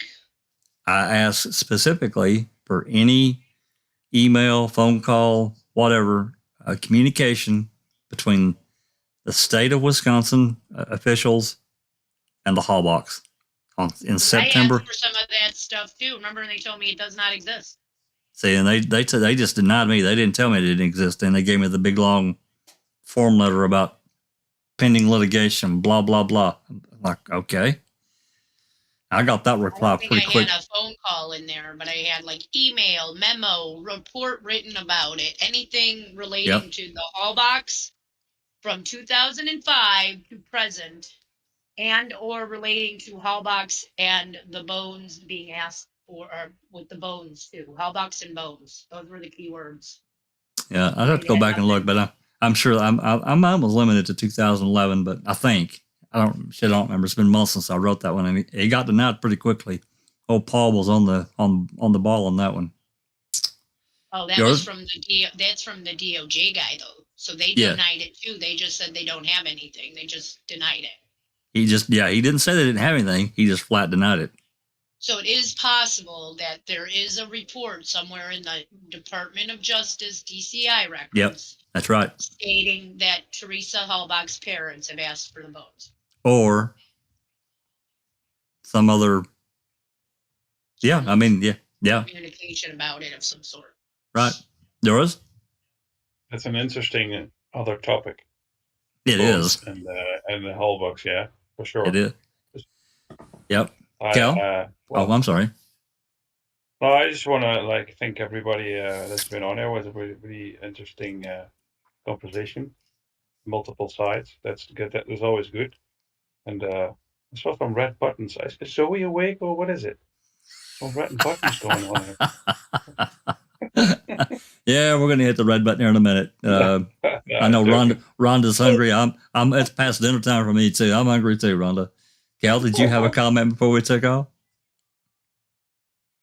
Yeah, I was going to make a comment, but we can absolutely use this for a different discussion. But I just wanted to put the feelers out there. But a lot of us talk about the bones and did they find, the body or a part of a body at Kuss Rd, and the bones, where did they come from? Where did they go? I feel like I'm about to break into a song here. But anyway, the thing I want to put out there, and I just want to remind everyone that is, you don't actually need a body to be successful in a homicide case. In fact, when I was looking at statistics on this, you actually you can be just as successful as not having or needing a body to prove a case if you've got evidence. Because the evidence then, for this example of this case, they'd have a clear connection of Stephen and Teresa. Planted or not, there's a connection.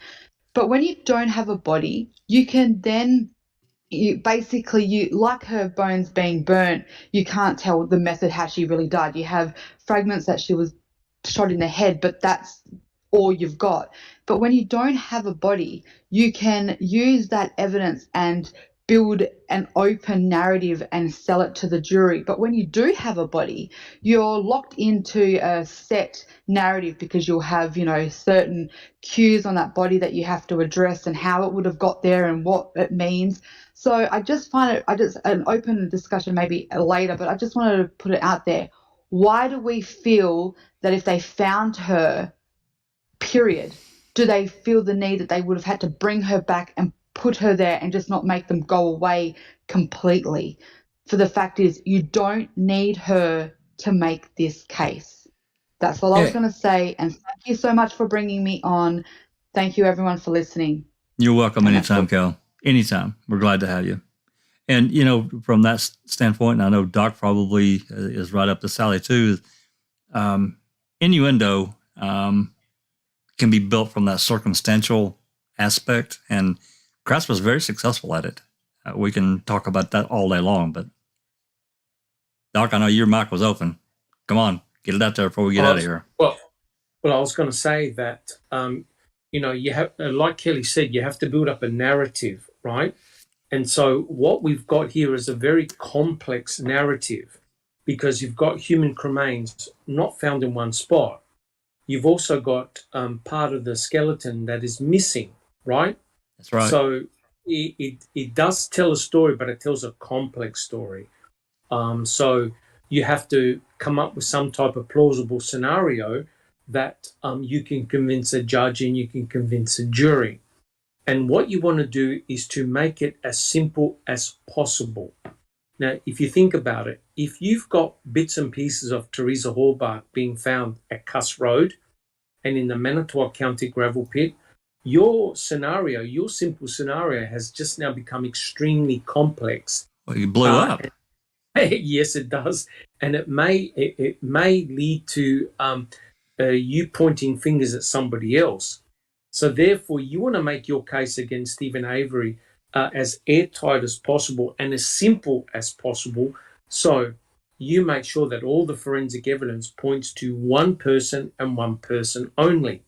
Yeah. The state's case became extremely complicated when Brendan Dassey walked into the bear trap, right? Because no one said, this looks like the work of somebody else, right? They all blame Stephen Avery for it until Brendan Dassey inserted himself. So now we've got this really bizarre situation whereby you've got two separate trials, you've got two separate murder sites, and you've got one victim, right? Because you're trying to fit the narrative into impossible situations. That's why they had to have two separate trials. So I agree, you don't want to talk about Kuss Rd and you don't want to talk about the Manitowoc County gravel pit. Oh, hell no. Because it makes your nice, neat story way too complex. Way too complex. Your box that, everything could have fit in nice and tidy just became some kind of octagon looking box that doesn't really look good. But they were able to sell it. And that is more to Kelly's point. They didn't really need a body. It's all innuendo and circumstance, media, everything that they did. So correct. All right, guys, gals, for next week, I think I'm going to point our discussion to the quarry, Manitowoc gravel pit, and we can discuss that at length. And maybe, I don't know that we can actually come to some conclusions, but it's a good subject. In my opinion, it's probably more important, at least just as important, as Kuss Rd, right? Because of everything that was found. With that said, Alice, I know she's back and going to be doing some things. You want to say if anything's coming up this week, or are you still just biding your time for now? Just biding time for now. I've got to go back and review the last video that I did. I want to have a wee chat to see if I could get Dr. Lean? Dr. Sandra Lean on the channel at some point. I know she's a very, very busy woman, but I would love to get her on. So I'm going to send some messages and things like that, get some other people on to talk about Luke. If you do, please. And then just my usual. I was going to say, if you do, when you message her, tell her that we would love to have her back to a part 2 with Dr. Silkman. We'd love to have her back. Yep. There's been a lot of stuff happening on the official site because Luke was convicted in the November. The fabulous team over there they done posts throughout the whole of November, and it was just going through the different bits of the case, the forensics, what was said in the media, what the investigation was like, and things like that. So I want to maybe do a video on that just to get more facts and things like that out there. And then there's Daniel's Truth on Wednesday. Hopefully Becca was talking about going back to do Brendan's post-conviction again, so hopefully that'll be happening sometime soon as well, so I'm looking forward to that. Awesome. Thank you so much, Alice. Thanks for your help today. I really appreciate it. Yours? Anything going on, buddy? Yeah, well, thanks everyone for coming. I really enjoyed the whole discussion, and I think it's a very good a good point that we have different opinions coming on, because it will keep us sharp. And if you all think the same way, there's always that little creeping thing around the corner that says, "Oh shit, we don't, let's not tunnel vision into some kind of narrative." And I think if we listen to each other, to different opinions, it just keeps us on edge and sharp and bright. And well, I always try to do that, and think of other opinions and try to think of another layer in it. And it helps me, and I hope it helps everybody. So I 100% agree. Eventually, it's sharp. It makes us better as a group. I think so, personally. But that's just me. Oh, I agree with you. Thank you, Joriz. All. Yep. Thanks so much for your help. And Jess Rhonda. Hungry, Jess Rhonda. Yeah, I'm so hungry. I don't know if I can speak, but I'll do my best. First, thanks to everybody in chat. It was a really lively discussion in chat. Not always necessarily on topic with what was being said, but the conversation in chat was still really interesting and enlightening. So thanks to everybody in chat for everything and all of your comments and questions. We appreciate it. And yeah, Wednesday, just going to be covering a couple of cases that the evil Bob Macy. Yeah, the evil Bob Macy and Joyce Gilchrist, but mostly Bob Macy. A couple of the men that he sent to death row, and we'll definitely cover at least one that we know was wrongfully convicted for the crime, but executed anyway. So that will be Wednesday at 5 p.m. Central. So hopefully to see you all there. Looking forward to it. Thank you. Thanks for your help today, Rhonda. Really appreciate you watching chat. Cal, any last words? Any last words before we get out? Anything coming up? No, nothing coming up for me. Just again, thank you everyone for allowing me to join, and thanks to everyone in the chat. It's great as always. Much appreciated, Cal. You're welcome anytime. Jinxie? What about Ryan? I am working on Ryan all week on some slides. I have about 44 slides on him so far, and they're not done yet. So when it's done, I'll do it. But I do have another slide thing I want to present on a person of interest for the missing person, Karen Mitchell, who is missing from Humboldt County, California. And people have linked him to the jinx, Robert Durst, who just recently died after. Oh my God. Yeah, we put that out soon too. I have that done already. I had an accident last weekend, so I do it. But okay. So that's coming soon. All right. Thanks so much for coming, Jinxie, and all the good commentary. Dr. Silkman? I just want to say that today's podcast was fantastic and really great discussion. And it was really great to have Kelly on as well with her wisdom and comments.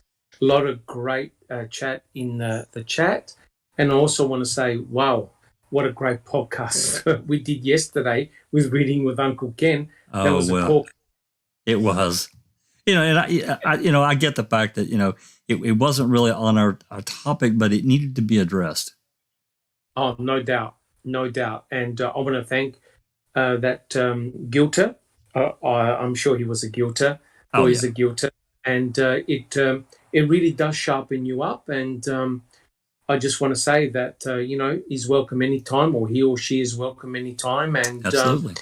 A really good discussion. And just like today was fantastic. Thank you so much for hosting, Jack. Fantastic effort. Absolutely. Yep. Any Gilter's welcome to join the chat. As long as they're respectful, we'll be respectful. If it gets uncivil, then we're going to have a different conversation, because that's not what we're about. Keep it civil. We can agree to disagree and move on. And it's okay. The world will continue to turn. So, okay. Thanks so much again, everybody, our followers that came along and listened. Hopefully we've, we've covered a great deal of Kuss Rd. We certainly didn't cover it all, but I tried to include as much as I could in the time that we have. Literally, we could spend probably 8 hours talking about Kuss Rd or more if we included every single snippet. But I think we've covered the bulk of it. So next week for the open mic, I think I'd like to study about the quarry and present a lot of the photographs and the evidentiary photographs that we have, along with, we do have some paperwork from the quarry from Dr. Leslie Eisenberg, and we can talk about that as well. As always, much thanks to, big thanks to Catnet and to Darkside for modding. Can't thank them enough. That takes a special effort because they're trying to be a part of the chat, and they're also trying to keep the chat cleared out. So much thanks to them. And there's Katie. Hey, Katie did it joined. I didn't see her. T1. He talks so much. Anyway, much appreciated, guys. Gals, thanks so much for coming, Kel. And this has been a Foul Play production.